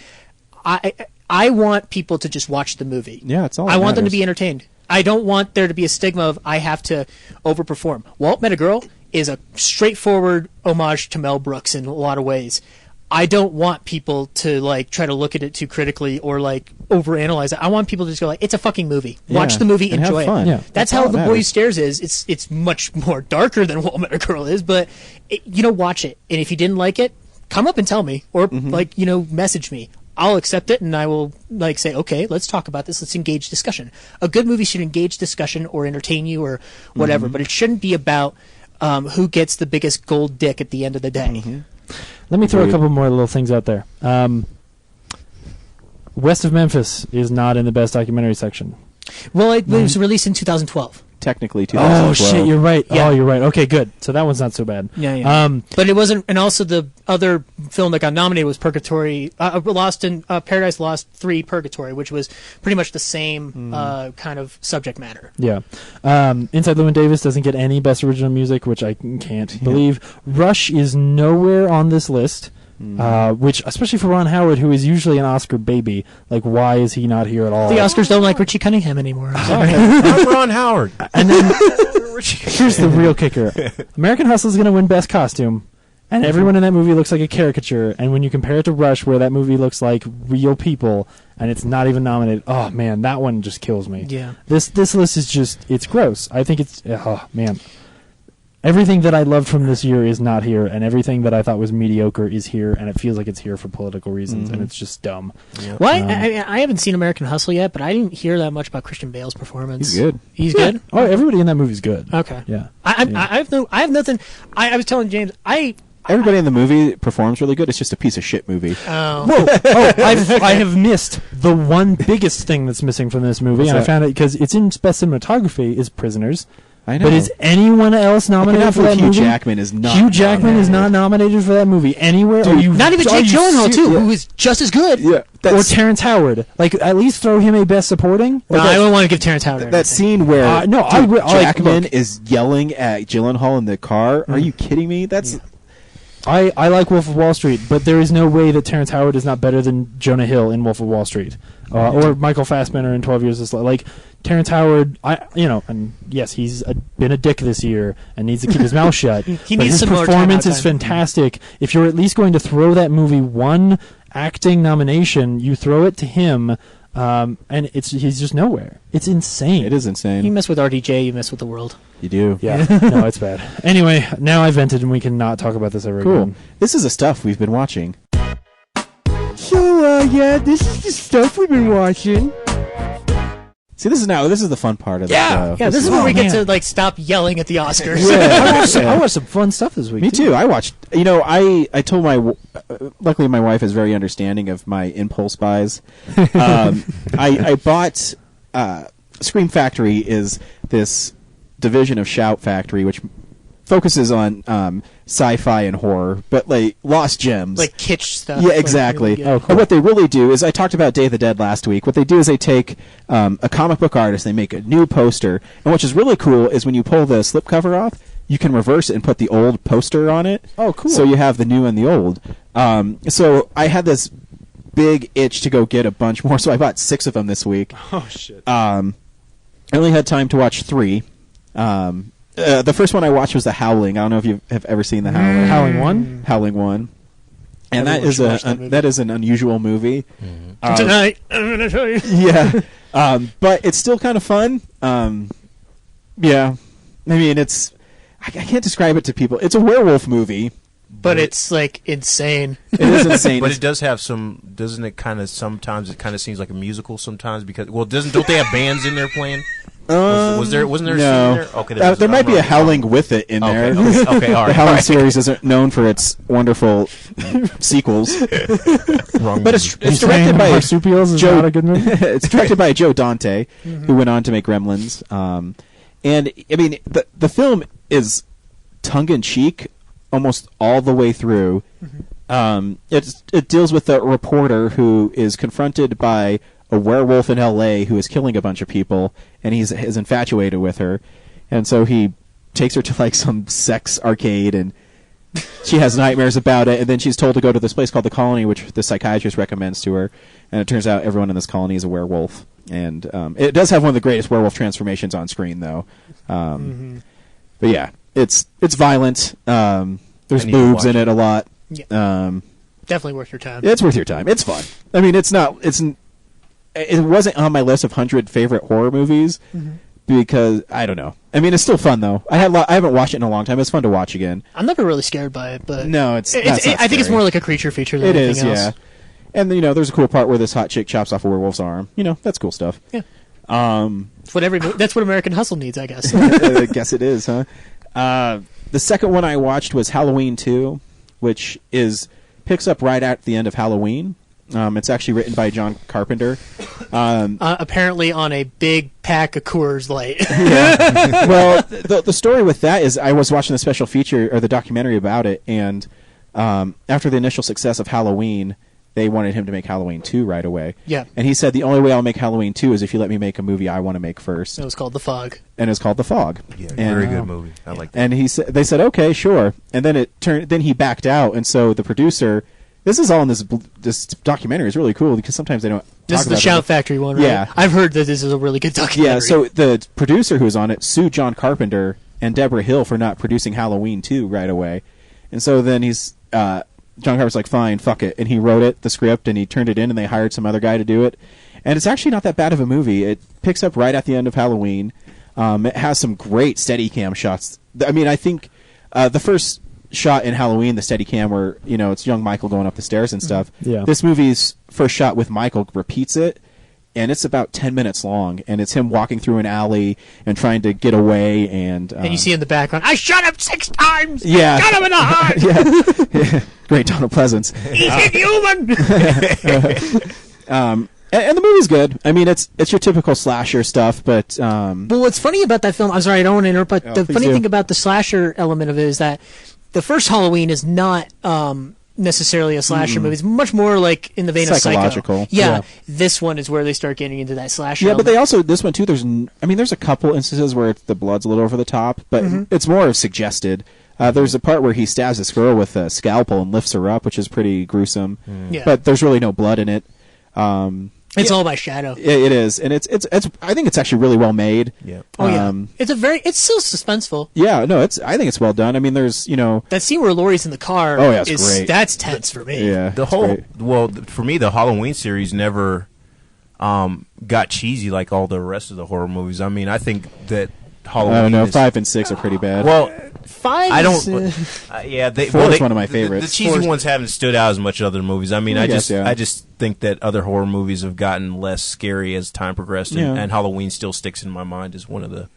It's top tier, and what's amazing about it, and we were talking about the 666 cut on the last episode I was on. 5 and 6 aren't terrible. 6 has some problems with editing mostly. Yeah. The only time that Halloween ever got goofy for me was Resurrection because of Tyra fucking Banks. Oh yeah, who I cannot stand. But there's some moments in Resurrection I do really like. I like when I like when the film student gets killed. Or what's the part where like Michael's in the house and you can see him walking in the background, then some dude sticks his head up something, I think he gets it chopped off, and the camera follows because he's wearing a piece on his head and it's like rolling down the stairs. That stuff's cool. Yeah. The idea is there, but and that's sometimes directed by the director of Halloween 2, Rick Rosenthal. Is it really? Yes, it is, yeah. Nice. Yeah, Rick Rosenthal was a friend of Hill and Carpenter's, and they brought him in. And then, like, for Halloween 3, which has nothing to do with Michael, they brought in Tommy Wallace. They brought in most of their friends before Mustafa Akkad kind of took the franchise in his own when they direction. started introducing, like, Busta Rhymes and, all this stuff, that's when it started. Wang Chung! Yeah, that's when it started falling off. Oh, well, no, Wat Chung Lee! That was it. Yeah. The last Scream Factory thing I watched, but not the last thing I watched this week, is They Live. And I don't know if you've ever seen John Carpenter's They Live. That's an excellent movie. I haven't seen it in years, and must have seen it on TNT or FX or something because I don't remember all the cussing in it, and I don't remember Roddy Piper's like one-liners at all. And I'm just watching this, and this movie is freaking brilliant. Yeah, and it's so cheesy, and and I've totally forgot that the line is says, "I'm here to kick ass and chew bubble gum." Yeah. But I'm all out of bubble gum. And then he's just blowing away those people in the bank, and then that one guy is on his watch that's like a walkie-talkie, and he's telling him because he figured out that the aliens are because he's wearing these sunglasses. Yep. And he says, "Mama don't like tattletales," and he blows this guy away. And that was the one John Carpenter movie that I wish Kurt Russell was in. And I love all the stuff he's done with Kurt Russell, but that should have been an additional one. Yeah, it's still so funny though, and it's another movie that you can't take too seriously, and obviously it's a take on 80s overindulgence and being inundated with constant consumer ads and stuff like that, and it's really funny, and I miss seeing movies like that because it's a straight up 80s action movie. Or my favorite scene, "What's the matter, baby?" At the end when the girl's on top and it's that alien thing. Yeah. She's fucking an alien. Just an excuse to have boobs in it. But I think the best shot is at the end where Roddy Piper is on top of the World News headquarters and he's about to blow up the satellite to reveal the aliens to everybody. And they tell him not to do it, and he does it anyway, and they shoot him, and he's about to die, and before he dies, he raises up his middle finger to him. Kind of like a Crank 2 kind of moment. But, the aliens are pretty creepy in it. Yeah. It has an interesting message. The movie's fun. And what's great about being it on Blu-ray is, even something like The Howling, I didn't realize how great it looked on Blu-ray until it had old EPK of the making of it, and then they showed what it looked like before. Holy cow! Yeah, the transfers are really good at Shout Factory. Yeah. They did a really good transfer. I don't know if it's Shout per se, because I know they're all part of Rhino, but Death Race 2000 has a really good transfer, and I don't know how much work they did on it, but I literally have a gas station version of Death Race 2000. It's in this super thin DVD case because I bought it for $2 at a counter in a gas station because I was there getting gas in like a Mountain Dew, and I saw it and I was like, "Holy you have Death Race 2000 for $3? You keep the Mountain Dew. All I need is this movie." Did the clerk kind of like look at you like you were about to kill him? He probably thought I was high. Because probably only drug addicts even buy those movies. Right. Next time I go into a gas station stoned, I'm going to be like, "You have good management here?" Oh, man. Holy shit, career opportunities. Holy shit, Fritos. I love Jennifer Connelly. Yeah. All right. That's cool. Yeah, so Pickup Shout Scream Factories. I'll tell you about my other 3 that I got when I watch them this week. Cool. I also watched The World's End, which my wife says, let's watch that. So that was cool, but she didn't really watch it. She's not a big fan of sci-fi. Did you like that movie, honey? She fell asleep. Oh my god. The movie's great. One of my favorite episodes that we did last year because Zach was on it, and our discussion through that movie I thought was really interesting. I just went really into. I listened to that episode on the plane back, and I was like, "Oh God, I talk a lot, don't I?" That's one thing I got up tonight. So The World's End is really great. Absolutely. And the last thing I watched is You're Next, which is also one of my favorite movies from last year. It's a great horror movie. I managed to catch that in the theater. And yeah, me it was too. a fun theater movie. Oh yeah, it's really fun. It's a great movie, and watching it again, I forgot like the little nuances in characters, and just how smart. It's a really smart script. I really enjoy it. If you haven't seen it, you should definitely check out You're Next. It's available on Blu-ray right now. Did you notice that the film major in the at the beginning of the movie is Ty West, the director of House of the Devil? And I saw that and I turned to my friend. I'm like, that's the director of House of the Devil. And she's like, who cares? And that's why his character's so funny in it. You have to watch the movie, but he plays a filmmaker who's a documentarian, and he's really pretentious, and a lot of horror people think Ty West movies are really pretentious. So he plays that character, and he's the first to die. He takes an arrow through the head. That movie never stops either. Yes, technically third person to die. Yeah. That movie never stops, though. It's relentless. It's kind of like the first time I watched Feast. I was like, this movie never stops. I really want to get the song. I forget the name of the song that keeps on playing. On the repeat. Yeah, on the repeat, because they murder people. But yeah, and then there's some really effective scares in it. It's really well done, and I love that it takes a girl and doesn't make her a victim. It makes her the person who kicks ass. Is really cool, and she is Australian, and so for some reason that makes her more badass, I guess. Makes her more sexy. Totally. And that's the shit I watched this week. I turned on the TV at one point this week, and this show Suburbia. It's Purgatory and Suburbia. Suburgatory. Okay. I just saw a bit of it, and apparently the main actress on that show is the woman who played Mia in Evil Dead, and I just freaked out. I was like, oh, she's fantastic. And then I saw what I was watching, and I was like, oh, no, shit. I'm probably going to find an episode and watch it anyway. Your nose sounds like the Wile E. Coyote falling down a cliff. Anyway. Bree, what have you seen lately? Well, I watched this movie called Blood Car. I don't know where it came from. My eyes are on you. I don't know who directed it, but basically it was a movie about, basically gas had become, I guess, too expensive or whatever, and they had to have other methods of filling your car. So the guy was trying to make some organic gas, and he accidentally cut his finger, and then he realized his car ran off of blood. So it's like Soylent Green for cars. Yeah, he didn't invent a car that runs on blood because he's a madman. He just magically had a car that ran on blood. Yeah, he was trying to create some kind of fuel source, and when it cut his finger, and that ended up working. But I don't want to spoil the movie, but I thought it was definitely worth watching. Deathbed, the bed that kills people. This movie was. Basically, I was digging through, looking through my hard drive, and I found this hard drive with a bunch of movies on. I started looking at it, and I watched it, and I was just like, I was impressed. I mean, it's a funny little movie.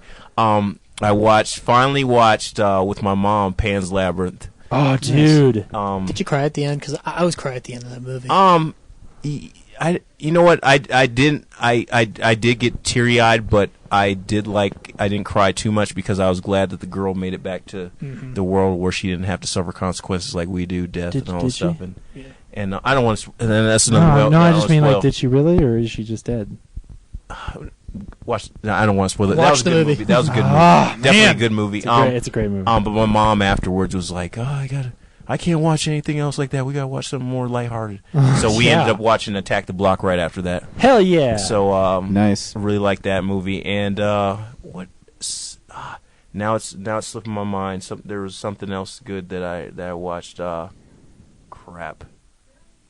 It was something on Amazon, but now it's slipping my mind. But other than that, been just watching a bunch of stuff on the. I've been watching off of TV though. I'm just watching Ancient Aliens, and that's Hell yeah, Ancient Aliens. Yeah. Oh man, that dude with his hair all weird. Well, it looks like an eagle crashed into his scalp, and like he's just got feathers sticking up all over the place. That guy.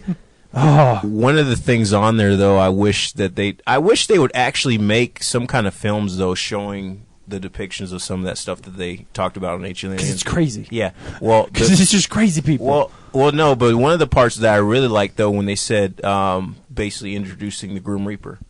Basically, they were saying that back in the old days in the field, field they had some hooded figures that were dismissing poison, in the air and on the crops and stuff. And I think all that stuff that they talked about would be really interesting to see in a movie. Oh yeah, absolutely. It's always like it's these really wacky, like crazy things. You're like, there's no fucking way that that's real, but man, it's so out there that it's a cool idea. Right. Absolutely. I know where you're coming from. So I'd love to see. Also, that show is just brilliant. Yeah. I used to I'd come home from college and my roommate and I would make dinner and Ancient Aliens would be on, and we'd just be like, we're gonna watch the shit out of this. Yep. Oh man. Also, going back and watching, starting from the very beginning, because I've always wanted to watch this show, Farscape. Oh yeah. So I've always wanted to watch it in its entirety. I watched the first and second episode. Really liked that show. The I don't know all the characters' names, but the bald-haired, the bald chick. That's the same chick that was in Mad Max Beyond Thunderdome. Really? I forgot her real name, but I was just surprised to find out that was her, and I was just like, man. But I really like the whole cast of Farscape, so that's something I'm gonna. Yeah, that's always been on my sci-fi nerd list of shame. Yeah. Because it's got the Hansen Henson Company does the puppetry on that stuff, and it's all really impressive and cool. And what's her name? Gigi Edley, or I don't know how you pronounce. Oh her name. yeah, she's beautiful. So yeah, that's another. It's always good. Yep. makes it easier to watch. Yeah. Ooh, yeah. All right. Cool. Zach, what have you seen lately? Porn. Yes. What? Lots and lots of porn. My favorite was Ass Spankers Volume 9. Nice. Really a step up from 8. Really? I always thought 8 had a lot more to say. I mean, the script is there, but the project, no. I watched. Are not. I can't keep going with it. I was going to try to make a director porn name out of Christopher Nolan, but I can't do it in my head. I watched a couple of fiction films. I caught up a lot of stuff to do my top 10. I was going in the backlog of your guys' episodes, and I guess I can't remember if you recommended it or if James just watched Ryan it. saw it first. Yeah. It was West of Memphis, which is he had just mentioned before. It's a documentary about the West Memphis 3 case, which I was vaguely aware of, when the Paradise Lost movie, the last one, was released, but I had no idea about the depth of it.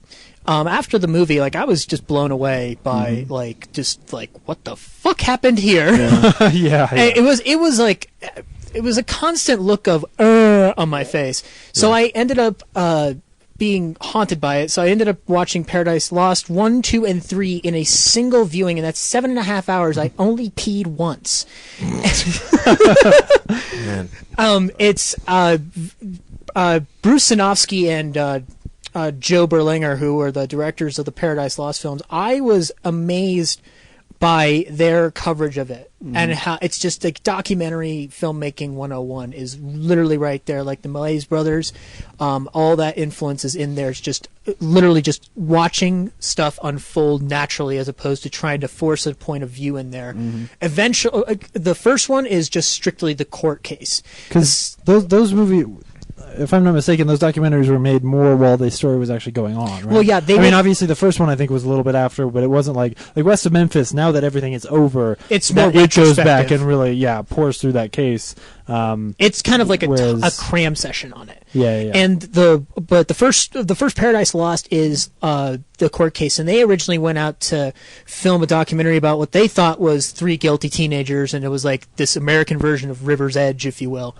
And instead, they ended up they ended up realizing, oh, these kids couldn't have done this. This is ridiculous. Just because they wear a Metallica T-shirt doesn't mean they're criminals. Yeah. And so as the Listening movies, to Metallica music makes you a criminal. Sanitarium. Criminally bad. Yeah, New smooth Metallica, criminal. maybe. Ever since those guys started going to Metallica. therapy, man, it's all downhill. From Yeah. there. But when you get to the second one, Revelations, it's really about the stepfather, and you just see this guy go off the wall, batshit crazy, and you're just along for the ride. Like it ended up being inaccurate. Like there's no way that stepfather could have been involved in the murders. But watching him literally become so emotionally distraught to the point where he's like burning the site of where the kids were found, and just like just yelling and screaming. It is unnerving to watch. And the third film wraps it up all nicely and brings in new evidence, like it's the DNA evidentiary hearing and then the eventual release, which is very bittersweet because it's just like, oh, dude, these guys are innocent. Just exonerate them or pardon them with the governor and leave it alone. But really great documentaries, and that ended up leading into the fifth movie I saw this week, which was Sinofsky and Berlinger's first film, which is called Brother's Keeper, and it's essentially about it's in rural New York, I think, and it's this simple countryman living with his three other brothers. They're like in their mid-60s, and one of the brothers dies, and it's apparently from just natural causes. But then the police come back and say, "Oh no, Delbert Ward, you killed your brother Will by suffocating him with your hand."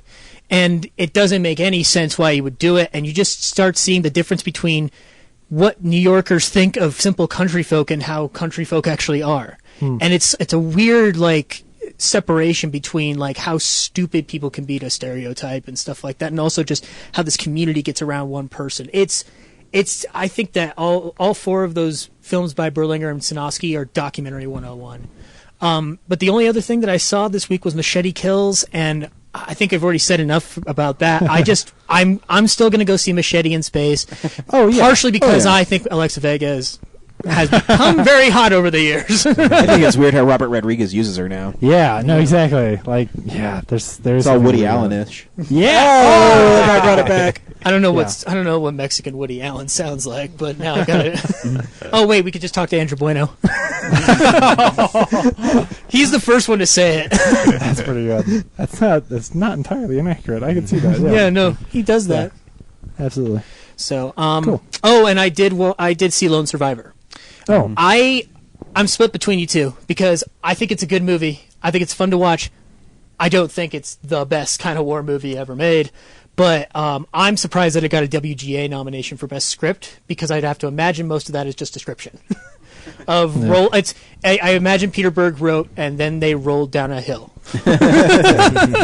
multiple times in a row. But Mark Wahlberg's good in it. I will defend Marky Mark any day of the week. yeah. Yeah, he's a good actor. I'll be honest. It's been a hard week where like it's been so hard on me all week. No, that sounds so shitty.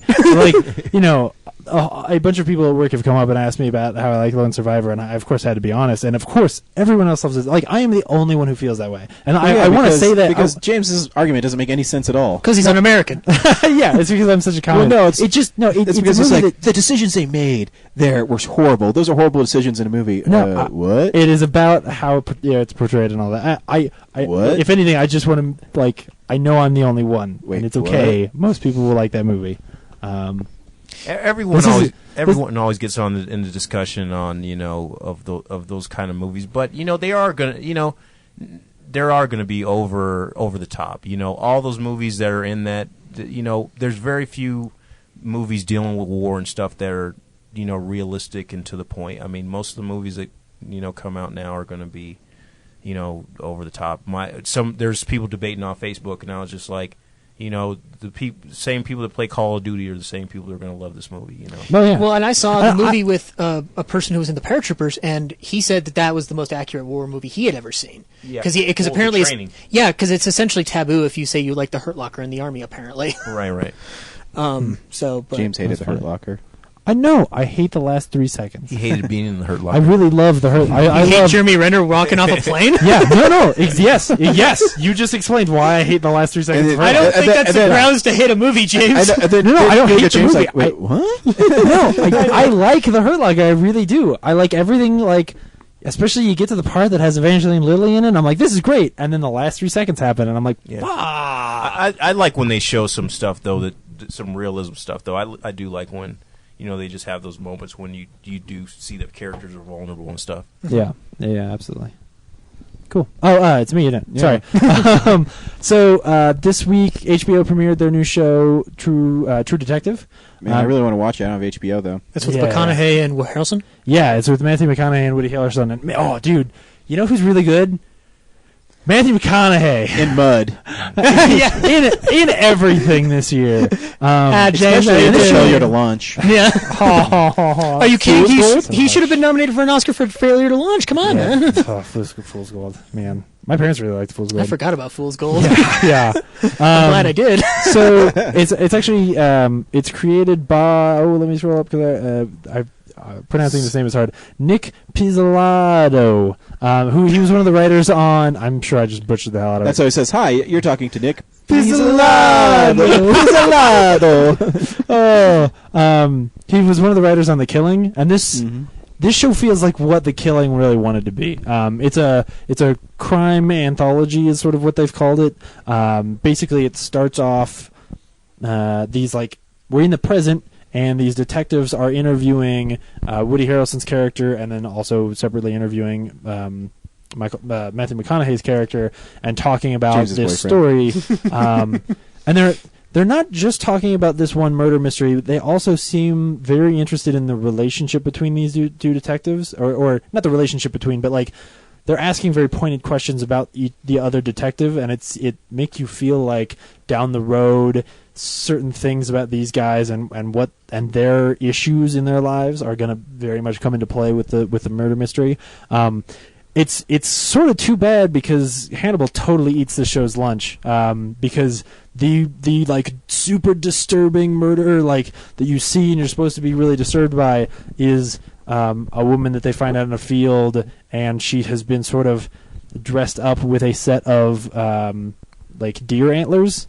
And I just as soon as I saw it, I was like, "Well, this is less." I saw all kinds of disturbing deer antler shit in Hannibal, like Most of it involved Rudolph. Yeah, no, you son of a bitch. Most of it involved the CGI deer that Will saw all the time. Oh yeah.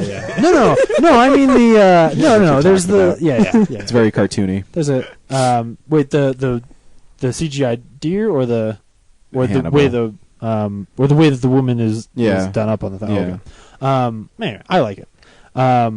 This one, she basically just has like a hat of it. Anyway, it's weird, and it actually sort of plays on some of those same themes because it's in Louisiana, and it plays on some of those same themes from west of Memphis, where as soon as it happens, like the town starts saying that it's like cultist, and like the their boss, I don't know what you call the dude, their captain, Police chief. Yeah, their chief or whatever. There's a scene where. Like Is it Bill Nighy? That'd be dude, awesome. No, that would be good. You want me to talk to the Thank you people to someone upstairs? with Let me take it upstairs. Are you sure? There's a scene where like the big pastor in the town comes, and he and the police chief are going to put together like a squad to fight against anti-Christian crime in the town. Which of course, what is anti-Christian crime and how is it different than non-anti-Christian? Like I'm never going down it's south. it's that kind of stuff, and so it's playing on some of those same exact themes. Matthew McConaughey plays a guy who clearly something went wrong with. My suspicion is that his daughter dies at some point, and so he is sort of an alcoholic and has his own problems. And Woody Harrelson is very much the sort of straight shooting normal detective, but I think he's cheating on his wife, and that's going to go somewhere. It's a really interesting, very character-driven story, and I think the performances are fantastic. It's also got Michelle Monaghan, who I adore. She's fantastic. She's naked in Kiss Kiss Bang Bang. She is, and also generally pretty good in that movie. She is really good in here that as well. movie. So yeah, it's really cool. Like I said, I think this is sort of what The Killing wanted to be, because this feels way more focused. It doesn't feel like it's going to lead me on these little bunny trails and be like, Yeah. oh, this is we solved the crime at the end of this episode, and then at the beginning of the next episode, they're like, no, we didn't. Well, I read an interview with the creator of it, and it sounds really interesting. What they're doing is every season it's going to be somebody else. So Woody Harrelson and Matthew McConaughey won't be in the next one. Right. So he said he purposely said that. He said in this one there's a beginning, there's a middle, and there's an end. Yeah. It wraps up their whole story. So in these 10 episodes or whatever, however it is. Yeah. So it's going to kind of like go American Horror Story style. Where Yeah, they just exactly. Change it up. So though maybe those actors don't come back, I would love it if they did, and they just did like American Cameo Horror Story, appearances or but something like that. yeah. But that they're going for such a gritty, realistic style that I think, American Horror Story, because it's so wacky, can get away. Well, with yeah, that. I don't think they will either, because in the interview, McConaughey said that the only reason he did this is because he only had to commit 6 months Yeah. and shoot it. He didn't Especially have to right now because he's blowing up, dude. And also, nobody asked him to take his shirt off. And one of these any day And now. he was in mud. Any day now, Ring of Fire 2. I'm just saying they That'd can be bring him back. sweet. That would be awesome. Maybe he hacked up that dragon and carved his way out because he Hell was yeah. badass. Yeah, movie's I'm gonna write that script. Academy Award winner Matthew McConaughey is. Oh, Because I'm pretty sure he's going to win for Dallas Buyers Club at this point. It's either him or Bruce Dern. Yeah. Or Chichwa Ejiofor from Chiwetel Ejiofor, 12 yeah. Years. Like those are the three people. Yeah. Christian Bale is not going to win it. No, yeah, I agree. I don't think. So, Girls came back this week. I also always have to talk about this because I think at least this season they figured out what that show is. What it is it's Always Sunny in Philadelphia. Only the people are always just the worst human beings ever, and they're never funny. I was gonna say, I think people in Always Sunny are pretty horrible. No, they are. Yeah. It's like Always Sunny if those characters were never funny because they literally all these girls just sit around and bitch and be horrible human beings and then tell each other that they're being wise, and that's the whole show. And the dudes are now portrayed as like the only intelligent people around. Well, that's true to life. It's so the opposite of what I liked about the first My wife episode. is so It's much crazy. into her book, she didn't even give me a look when I totally did that. I don't know. It's weird because now, as much as I've hated the last like 2 seasons, I think I appreciate the show and will finally stop watching it because I think it's I was doing. gonna say, why do you keep on watching it? It's Because I'm I'm trying to figure out what the hell they're doing, and I think now I understand what they're doing, and I just don't like it. Like I think they're finally being successful at doing a show about shitty girls, and now I understand that, and now I can stop watching it. maybe it's just me, but I'm a fan of shitty people doing shitty things in movies, kind of thing. Like it's just a weird Yeah. subgenre of films that I like Pain and Gain. They're idiots, but Yeah. they're also shitty people. Girls is to me the midpoint between Gossip Girl and Sex and the City. I hate both of those tail ends. I love Girls. I don't know. I think it's Lena Dunham. Like she did a movie called Tiny Furniture that I totally dug, so I kind of followed into it. But Alex Korpovetsky on Girls is fantastic. I can't remember who he plays, but he's really good on Is it. he Adam? Yeah, I think Yeah. so, yeah. No, he is. Yeah. Yeah. And I also think he's a crazy asshole, but he's become the only intelligent person on that show. He's the most level-headed. Yeah, and but also a like sex crazed douchey dude who has done horrible things that I just anyway, so very last thing, I've been rewatching movies that I've never seen before. You're reading my screen, but you don't know what I'm talking about. This is one that it's actually been really cool because I've been keeping this one a secret, and it's been kind of hard because of certain things coming up recently. So this week I watched Mary Poppins. You've never seen Mary Poppins. You are a horrible movie person. This is the one on my list that I was so excited Someone's getting an for ass Ryan to whooping. find out about because I was like, Unbelievable. this is the one time that I'm going to say this and he's really going to be like, holy shit! How have you never seen that movie? Yeah, I've never seen Mary Poppins. That's Never. unbelievable. You're un-American. So even more. right. I bought the Blu-ray and checked it out. It's beautiful. And yeah, not only is that Blu-ray beautiful, there are a couple of times in the composites, like you can see a slight white line around Dick Van Dyke, but that is so nitpicky for how many times that I was blown away by things in this movie. Mm-hmm. There are a lot of shots and effects in this movie. I honestly don't know how they did. Right. Like really, there are little things where I'm like, wait a second, that's got to be animatronic, but I can't hardly believe that they had that good animatronics at the time. Like what? Like the horse, the carousel, or no, not the carousel. I think it's not the bird. There's something else before the bird. I think maybe it's some of when they're cleaning up the room. I think there are certain effects in the room. A lot of that is stop motion stuff, but I think there are certain effects in there where I was like, wait, how did they do that shot? And I know how we would do it today, but how we would do it today is with a lot of CG, and that's. You got to keep in It's mind, just though. super impressive. You got to keep in mind, though, in the mid '50s, he created a whole hall of presidents. Oh yeah, I'm no, pretty I mean sure he those. could do this. Yeah, exactly. Like it's super impressive, and a wonderful story. Oh, yeah, it's amazing. It's just a great, funny movie. Yes, Dick Van Dyke's Cockney accent is not good, but I forgive it all day because he's so much fun in that movie. Time! Yeah. A 17-minute long dance number Yeah. in the middle of a movie. Are you Yeah. kidding me? That movie is just magic sprinkled And with happiness. don't you just love Julie Andrews? Oh, yeah. She's adorable. Every time I see her, I fall in love with And her. Yeah. Oh, yeah. And those kids are so good. Mm-hmm. Um, That little boy died of a drug overdose. Oh, no. At 21. You just ruined everything. You just kill all of my joy. I think that's how he died. Quote me on that. You don't actually You know. put a cloud of sadness over my sunshine. He died when he was lollipops. 21. Was he like just a spoonful of heroin? He wouldn't have been that clear when he was singing it. So James, does Saving Mr. Banks have more weight to you now when after you've seen it? Yeah, to some degree, yeah. I might even say that this, maybe I had a very special experience with this movie because I knew that story, and so then as I'm watching Tomlinson, what's his first name, David Tomlinson, his performance of that movie and what I now know he's doing. I think it had a little extra oomph to it, maybe. Well, there's because even of that. The great scene towards the end where Dick Van Dyke is talking to the kids. Yeah. And he's telling them about their father. Yeah, and the fact that sometimes dads need help. Yeah, that scene. and It's so good. And then the Toppins. It's a beautiful film. It really is. Yeah. When Feed the Birds happens, I'll lose it. I just lose it. The one thing in that film that always just steps up for me is how Mary Poppins leaves. Mm-hmm. It's just a beautiful exit. Like I love that. It's kind of like the not tragic hero, but like the idea of like, well, my work here is done. Yeah. Time to move on to the next town. Yeah.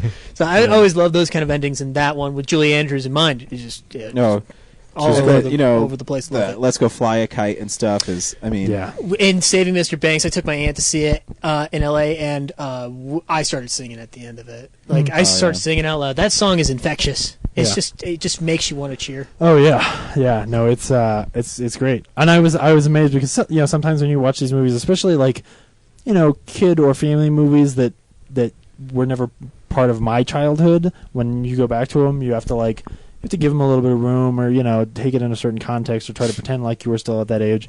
And this, honestly, like halfway through this movie, I was totally in it, and it was so much fun. the movie is fantastic. Yeah, no, it's good. It's really good. James was watching Fat Albert as a kid.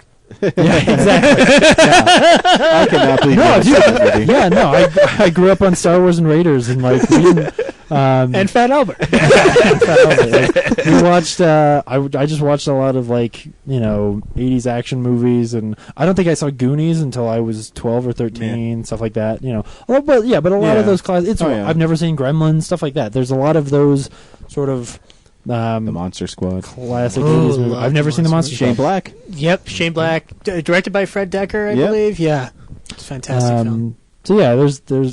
I don't think I didn't watch Sound of Music very often. I've seen it, but that's one movie. It's not a film where you can really necessarily sit down and watch. It's a long movie. Oh yeah, it's long.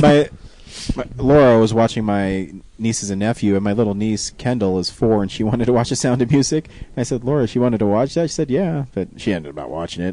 That's a 3.5 hour long movie, I think. Yeah. She's a smart kid, though. It's about how Julie Andrews takes down Nazis. Totally. I love it. That's why I love Bedknobs and Broomsticks. It's Angela Lansbury. No way, is it? Yeah. Yeah, Angela Lansbury. Yeah, taking down Nazis as a witch. Oh yeah. That's why Harry Potter should have been. Anytime you involve killing Nazis or taking them down, it's a good. It's the Inglorious Bastards of its day. I'm gonna get chewed out. I love the joke in Away We Go where they meet that family that only shows their kids the first half of The Sound of Music because they don't want to introduce them to the idea of Nazis. It's just great. It's so good. Oh man, that's how neo-Nazis run their family. Yeah, so it's like their whole family is just a little bit happy all the time. Most of them stop after "I've got confidence in sunshine." Yeah, exactly. Oh man, so yeah, it was really cool, and now I have the Blu-ray, and nice. It's great. Now you can watch it over and over again. Yeah, and I will. Yeah, you should. Have you dug into the special features? They were really good. Oh, yeah, special features are amazing on that. Because I also need to go back and watch the special features on Schindler's List from last week. I haven't gotten a chance to do that yet. Yeah, it's a tough one to watch. Actually, Spielberg's interview is really good. Yeah. No, Schindler's List. I'm really excited about that one for the special features. I was glad that you talked about it the way you did because I had watched it recently as well, and it's not this last month, but I agree. That film is just brilliantly written. Yeah. The way they handle Amon-Garth.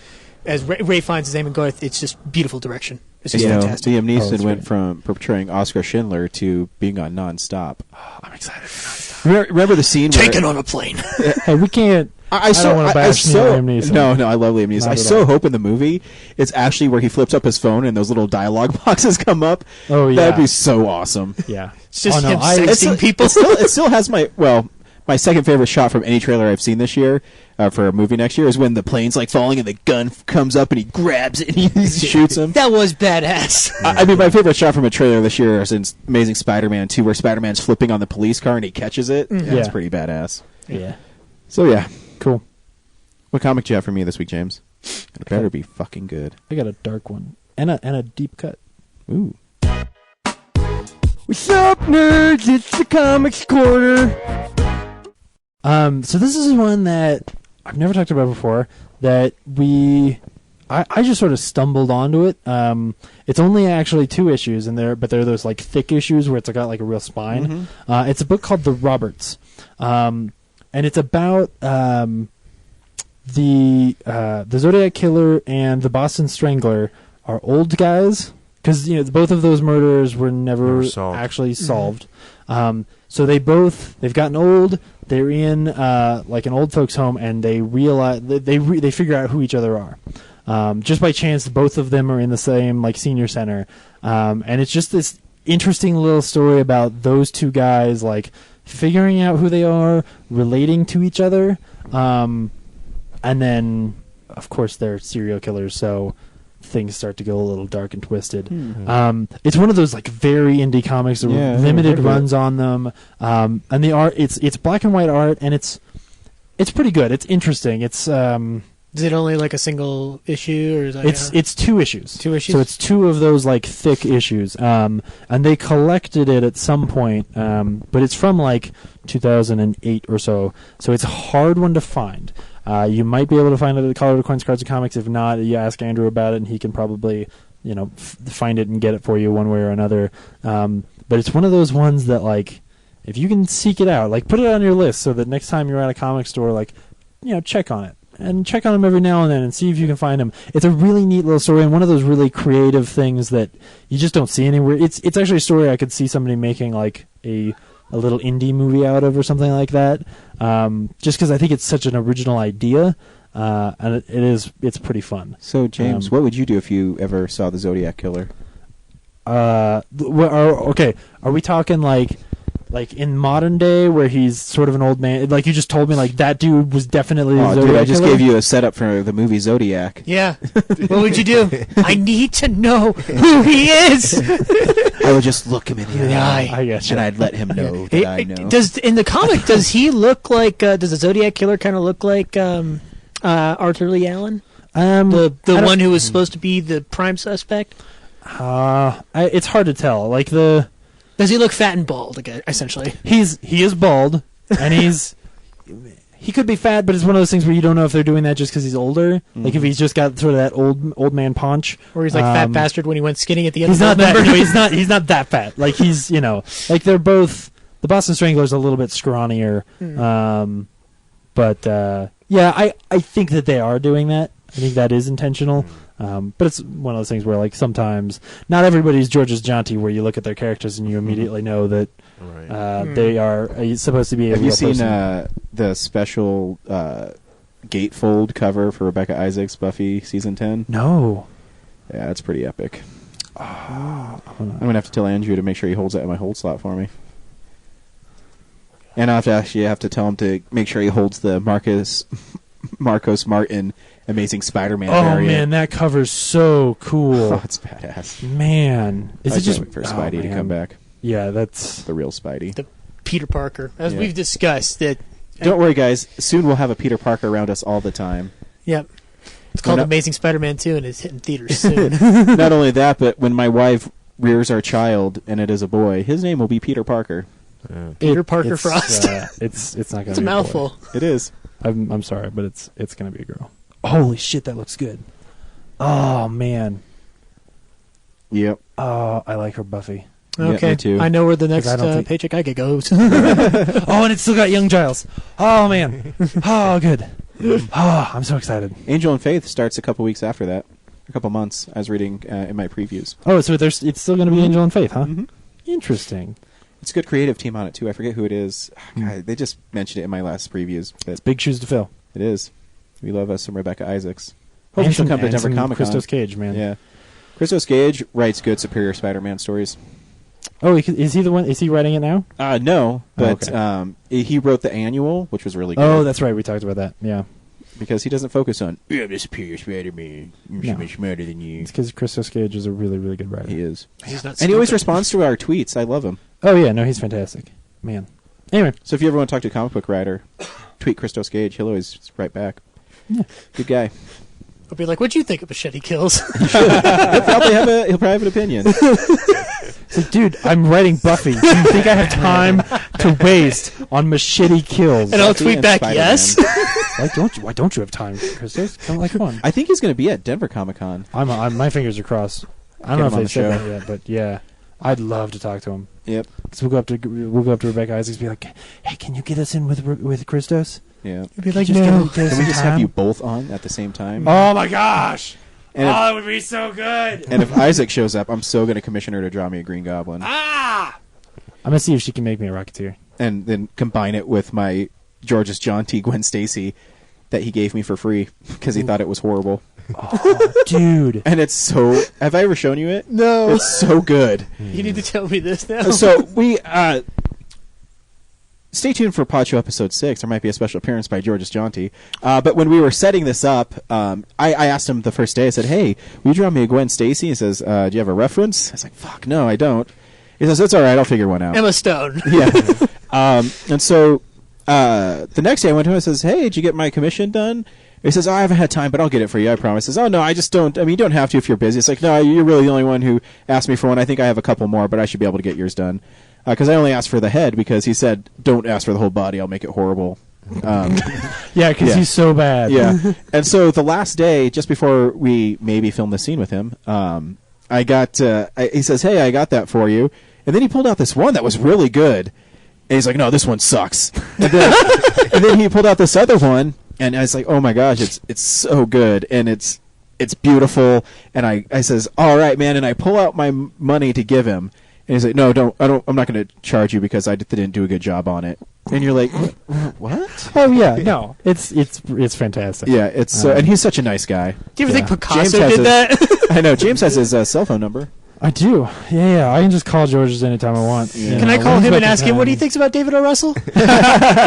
You should. Yeah. See, James doesn't like him. I disagree. So every week on Real Nerds, we see a new movie. This week we saw Jack Ryan, Shadow. I almost Oh, did it you again. really have a hard time with that. Once again, Shadow Recruit, which is not based on a Tom Clancy novel. Nope. Which is weird since there are so many of them. I know. Based Bree, on the ghost of Tom Clancy. should people go see Shadow Recruit? Yeah, I thought it was a fun movie, but there was parts that made me laugh, and me and Zach were cracking jokes at different parts of the movie. I mean, just by some lines and stuff. But I thought it was good. It's been a long time since I saw a really espionage movie. What I liked about this character though is that it didn't really initially make him out to be like a badass. He was just a person that had the training, and he was, when he was in these situations, he wasn't like, he seemed like a normal person, sometimes. I thought his girlfriend was kind of stalkerish, but she. Women be crazy. Yeah. If anybody's going to stalk me, I would love to be Keira Knightley. But it was just like, "Oh, you went and saw this movie? I just saw a movie by myself. I'm not cheating on you." I'm sorry I saw a Barbara Stanwyck movie without you. Yeah. Okay, I'm just going to point out something real fast. You have 2 Hitchhiker's Guides to the Galaxy over there, and a Fool's Gold. I'm just saying. that's true. I didn't even know that was over there, and I just happened to look over. Wait, why are there 2 Hitchhiker's Guides? I don't know. I just want to know why you have Fool's Gold in your house. My parents like that movie. Zach, should people go see Shadow Recruit? No, go see Fool's Gold.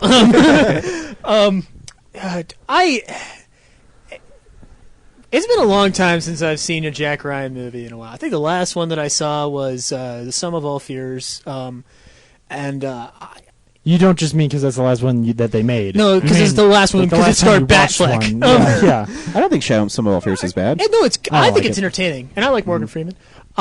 Mostly, I watched it for Ben Affleck. Totally, I love Ben Affleck. He's my RDJ. Nice. I'm hesitant to say that I love this movie. I didn't hate it, but there are moments in that film that are kind of funny, and most of it does involve Keira Knightley's character, and the romantic dialogue sounded a lot. I mean, we'll get into it later, but I just thought it was really weak in places. And I thought Kenneth Branagh, I think he's a very talented director. He did a great job on Thor. He did a great job with Henry V back in the 90s. Hamlet. This seems like, I'm sorry, yeah, Hamlet and Henry V. Sorry. No, I just wanted to say Hamlet. I just want to talk about Hamlet as much I as said possible. Hamlet V.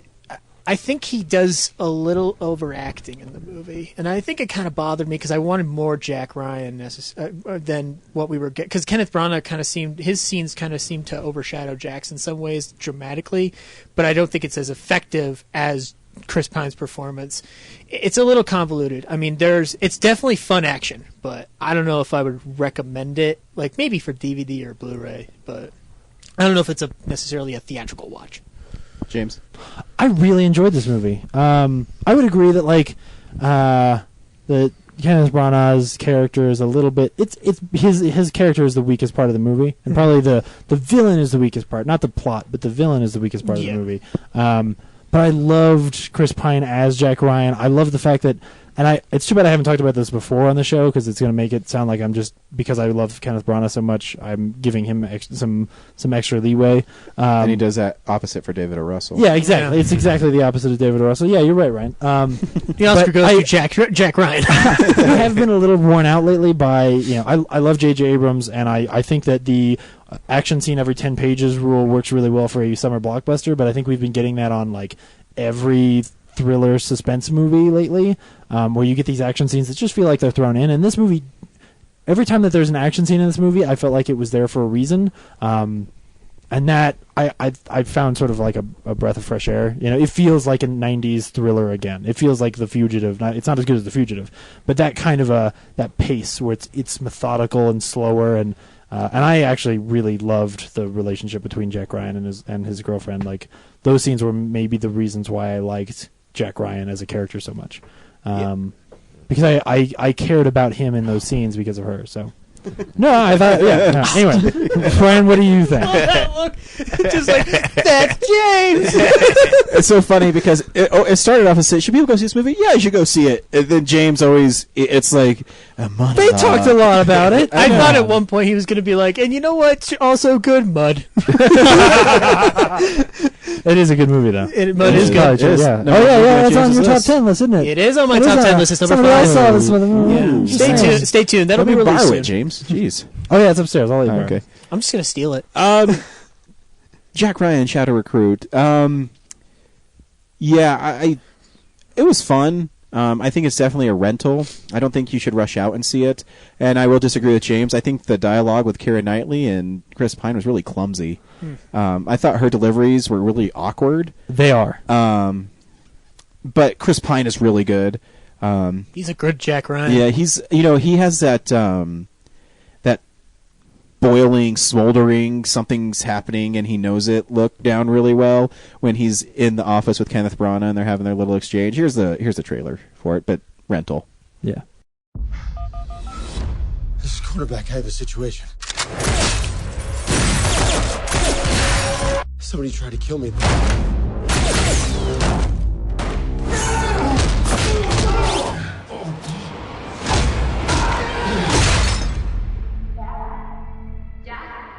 Jack, is work okay? Yeah.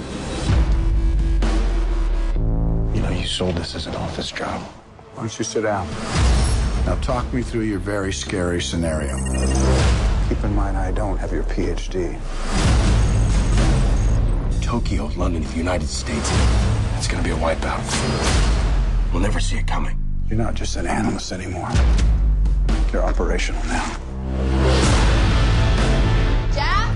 I have to go to Moscow. Why don't you want me to come? Because I'm gonna be working the whole time. They play rough over there, Jack. Victor Cherevin is unpredictable. You Americans like to think of yourselves as direct. Perhaps you are just rude. Perhaps you're just touchy. Jack, you got another problem. What are you doing here? You lied to me for 3 years. Somebody Come on, of course not. Can we have a minute, please? No. This is geopolitics, not couples therapy. Partnerships are delicate, Mr. Ryan. Sometimes they end violently.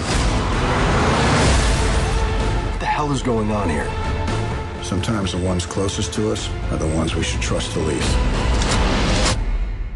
We all have our secrets.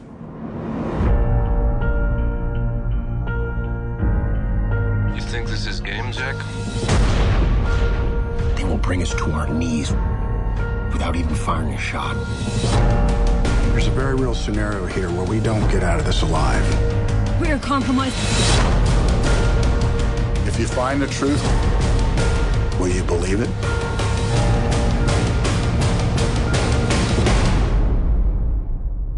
Oh my God.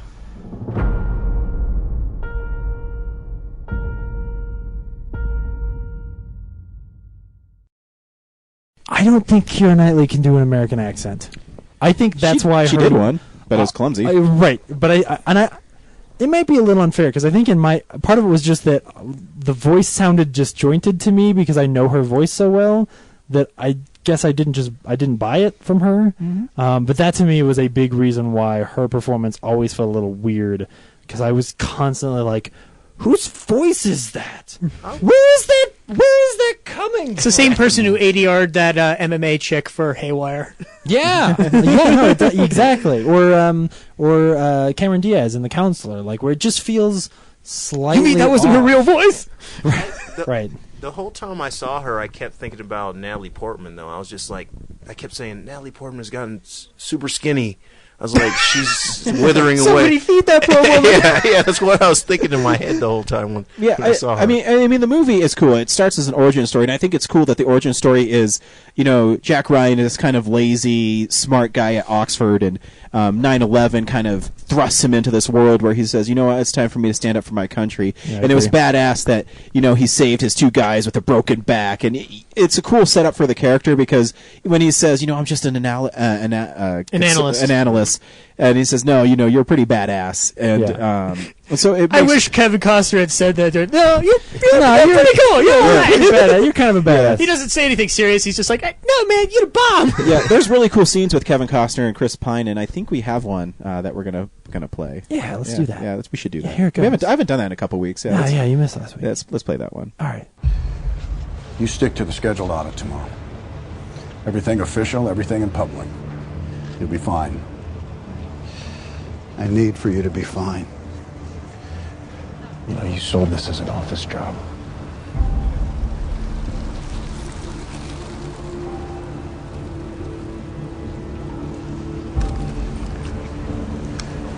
You're not just an analyst anymore. You're operational now.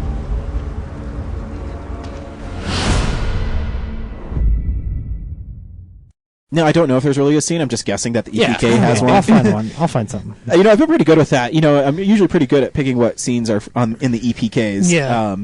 But anyways, Kevin Costner, I think, has been really cool in movies lately because he went away for a while. Yep. And I think I'm one of the few people that really loved Open The Guardian? Range. Oh, okay. Oh, yeah. And I really loved Open Range. Open Range is great. Don't remember that Robert one. Duvall and Kevin Costner. They play these- Oh, the cowboy movie. That's right. They play cattle guys, and then at the end they just start blowing people away in this it's town. badass. It's awesome. He did a movie called Swing Vote that I really dug with Nathan Lane. Oh, you like that one? Yeah, I do. I didn't see it. So. I thought it was very well written and stuff like that. Kevin Costner, I don't know, his casting in Man of Steel kind of took me for a loop because I was like, oh, really, Kevin Costner? I haven't seen this guy in a while since Swing Vote. Mm-hmm. And him and Jack Ryan, Shadow Recruit, I thought it was the fun, smarmy, wise ass old what makes man. it cool is I think people forget how great of an actor Kevin Costner is because every line he said in Man of Steel had so much weight and it was really good.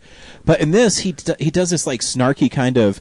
He says, "You brought your dog? No, I stole it from somebody, and they're gonna be really happy when I return him in the morning." Made me laugh so hard. So good because he doesn't.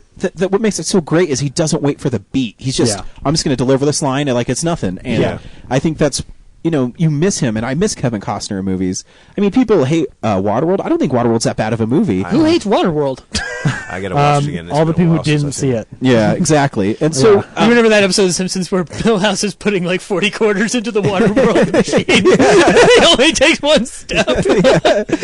I love Costner. Yeah. It's Dances with Wolves, Field of Dreams. Field of Dreams is yeah. the only movie I think even the hardest Marine Corps SEAL team Navy man could start breaking down. The moment he says, "Dad, do you want to have a catch?"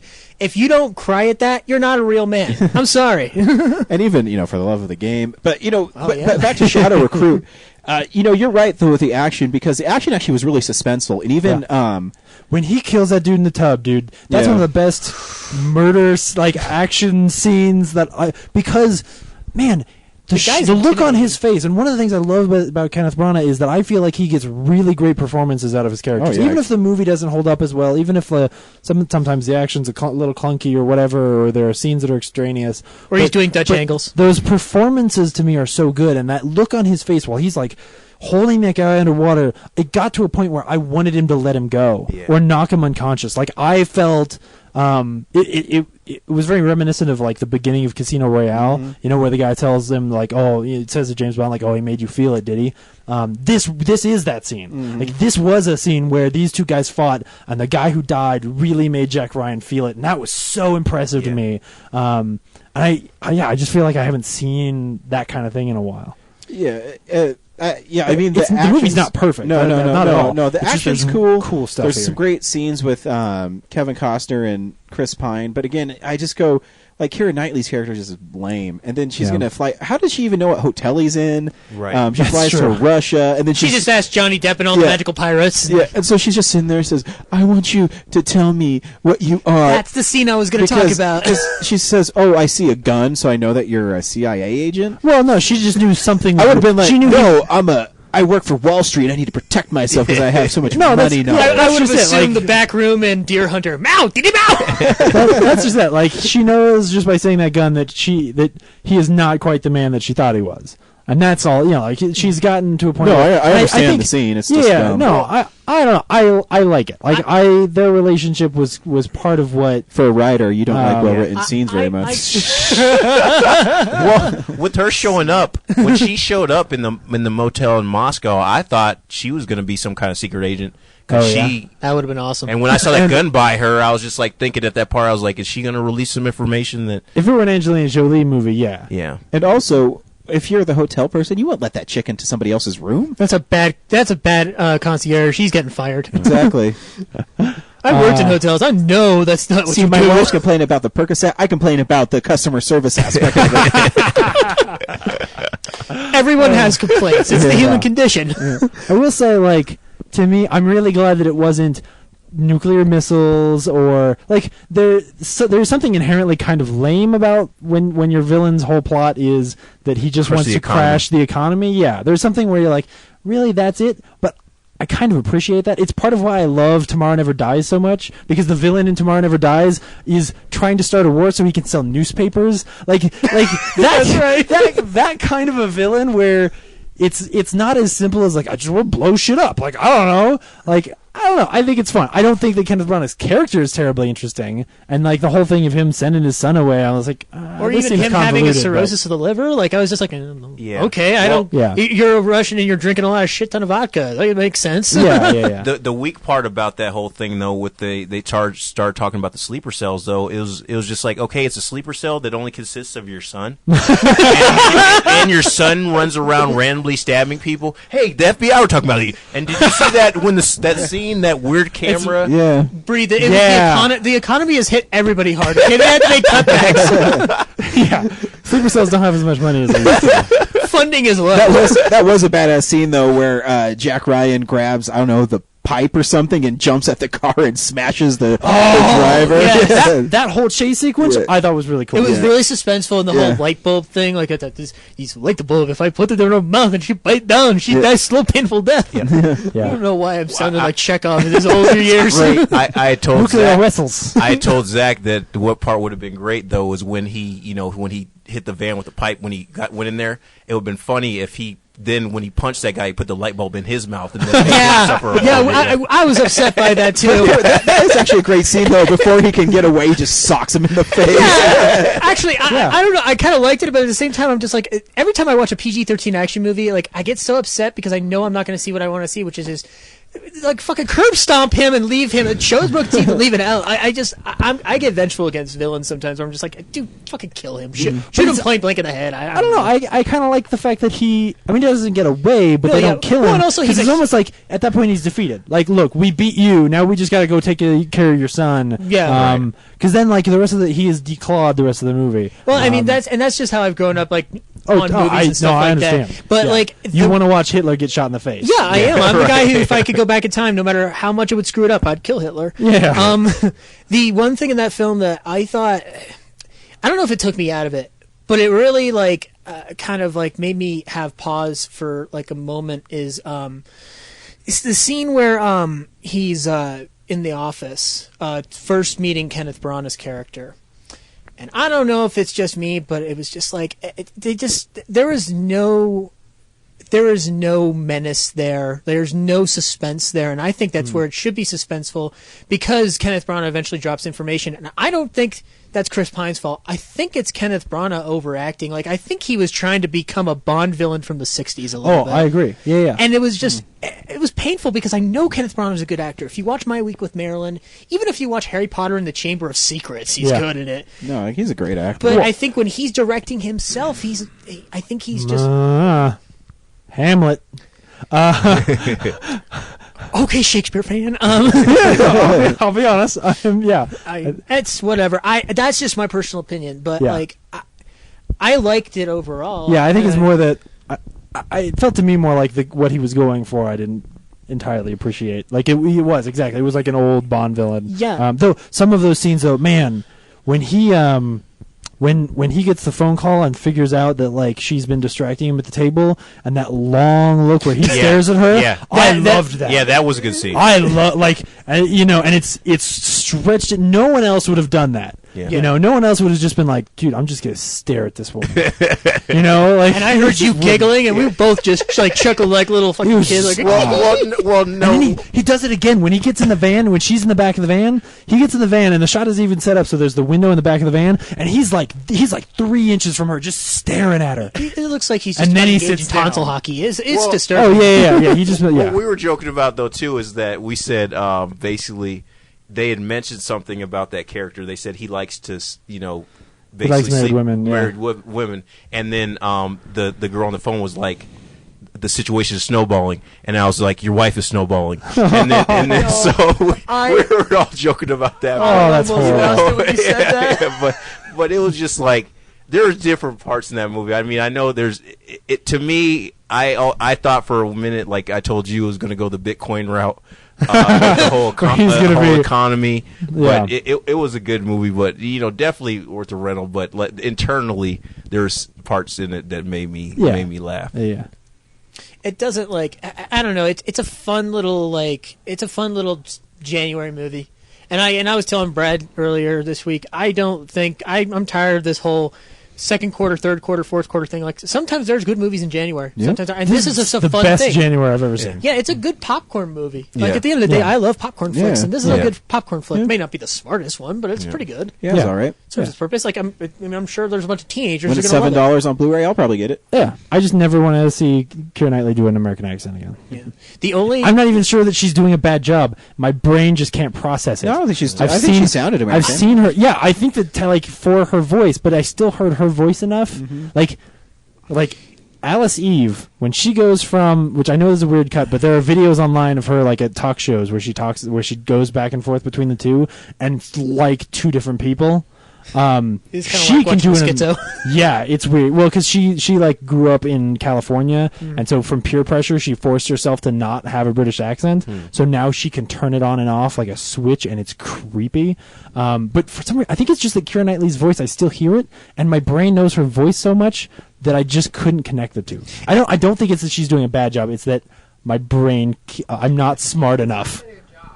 She didn't talk with her jaw. You know what I'm talking about? No. She does this thing. Yeah, you know what I'm talking about. Yeah. She's like shouldn't she? I don't know if she does maybe just to like. That's it's how her she smile. acts, but she talks with her jaw. Like she'll accentuate sentences with her jaw, and she didn't do that. I don't know. It threw me off. Watch Pirates again, and she exaggerates her jaw. And I don't even think her performance is that bad. I really think it's the script. I really think there's something in that script that just doesn't work with the dialogue. Yeah. Action sequences, great. That final sequence with him like rolling the car and whatnot. The only thing that he didn't say that I wanted him to say was, "I'm Jack Ryan, bitch." And I saw a movie by myself. Or paperwork's done. Yeah. Because he's a CIA analyst. I enjoy it.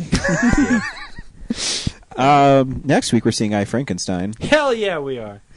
Hopefully they'll be the Hansel and Gretel of this year. Hell no, it won't. Starring Two-Face as Frankenstein. And Jay Courtney. Did I tell you last the week gargoyle person? Oh yeah, I did. About when I told my mom, tried to explain to my mom why I was excited about it. She was like, "I don't even get it. Like, have they even seen Frankenstein? Do they know the story?" They don't give a shit, Mom. Your stories about your mother always entertain me and make me laugh. She's a nice Hey, thanks for stopping by again, guys. Yeah. Thanks for having me. Bree, Zach Eastman. I'm Ryan. That's James. Bye. I'm Brad. Goodbye. Oh yeah, I forgot. Brad did actually give me a review, and it was better than expected, but not the best. So, like us, rental. Yeah, exactly. Cool. Yeah. Cool. Bye. Bye. Visit our website, realnerdspodcast.com. You can tweet us at real_nerds. You can email us even, realnerds@gmail.com. Like us on Facebook. Hey, stream us on Stitcher. You want to call us? 720-6nerds5. And download us on iTunes. Just search Real Nerds. Thank you, Joe Kempter, for the wonderful voiceover. And also Spark Mandrill for the wonderful late-night jazz smooth sounds of movies. You can find him on SoundCloud. This has been a Nebulous Visions production. Ancient spirits of evil, transform this decayed form into Mumra, the ever-living! I want to make a Thundercats movie. I keep just talking about the trailers they should do. Well, they don't need a movie, dude. You just do the voiceover for it. That was silky just a black smooth. screen and him just going like, and then Thundercats went to go. I love it. All right, we're good to go. Finance it. I love it. Yeah, I thought about all the actors. Well, they've done a lot of fictional trailers they created on YouTube. They had Brad Pitt as Lion-O and Vin Diesel as Panthro. And I don't know, they just mixed all this stuff together. You can see it's like some of the scenes are from Aliens. Because the van, not the van, but the thing that they drive in. Sure. Yeah. Shows that vehicle. Like ATV thing. Yeah, and it shows just different stuff from movies. But some He-Man stuff is in there. And but I think if they really got together, they could do a decent Thundercats movie. Weren't they going to do Voltron? Whatever happened to that? I feel like if they made Voltron work, then they could do all that other 80s. Yeah. It's in development hell right now. Yeah. From what I've last heard. With all these anime movies, I want them to do two versions. I want them to do kind of like Batman. You know how Batman has gotten more darker. I'd like to see actual, movies where serious Thundercats. Yeah, like serious Thundercats, and even like Wolverine. He's got blades on his hand, but he doesn't kill anybody. And you don't see any arms get cut off. Oh, you didn't see the Wolverine then? Well, I didn't see the most recent Wolverine. So you're in for a fun treat. Okay. That was my number 6 movie of the year. Yeah, dude. And I finally watched the unrated cut. It's great. I love that he says "fuck." Yeah. How about I throw you out this fucking window? The post-credit sequence in that, I was with a friend of mine from high school, and she and I were kind of dating. I don't know exactly what was going on, but this is what broke any possibility of a future relationship, is when Magneto popped up, I giggled like a schoolgirl, and I was just like, oh my god, Days of Future Past, Days of Future Past. And this is, gentlemen, this is why I have never been laid. It's because I ruin everything. And then she when we're walking out, I was like, so what'd you think? Lexi, you okay? What? Oh, yeah, no, it was good. Mm-hmm. I could tell she was just immediately just shocked that I was doing that. No, my wife, when we see a superhero movie and she was like, like what I like. You're smarter. You do it under your breath. No, I'll tell it to her face. I wish she liked the movies. Oh, hey, Laura, how you doing? Good? So what you think about that Gwen Stacy statue? I thought it was pretty hot. I was looking. Yeah. I was just, you said something. I'm with was it you, worth Laura. it? But I'm always, every time they do those statues, they look like Is that when J. Scott Campbell? Yeah. Of course it fucking is. It looks like it's J. Scott Campbell. Why do you hate J. Scott Campbell? It's like 'Cause you and David O. Russell. No, that statue looks like we'll the get into that when we mold for start that recording. statue is made out of his dried semen. That's what that like. It I don't is know just. about that. It's I think you're digging a little deeper than that No. It's like. I mean, you it's may get dried semen misogynistic on and that gross statue, and, like, but it does not. misogynistic. What are you talking about? It totally is. Oh, it totally is. You guys are so weird. How come like J. Scott Campbell's the only person who draws She has clothes MJ and Gwen Stacy as having tits bigger than their heads? He's the only one who it's ridiculous. If you're gonna And I way, didn't see and all way that smaller than their necks. if you're gonna argue I about saw like the people who umbrella, have tits bigger than their the cool heads in Spider-Man comic books, you and I have nothing to Yeah. say to each the other. colors. No. See, I don't even notice shit like that. Yeah, I don't even yeah. know what you're talking about. Oh, I totally You're agree. a pervert, James. I'm not a pig, but I'm just saying it's worth it. Oh, all right. Anyway, let's get this shit going. Okay, ready?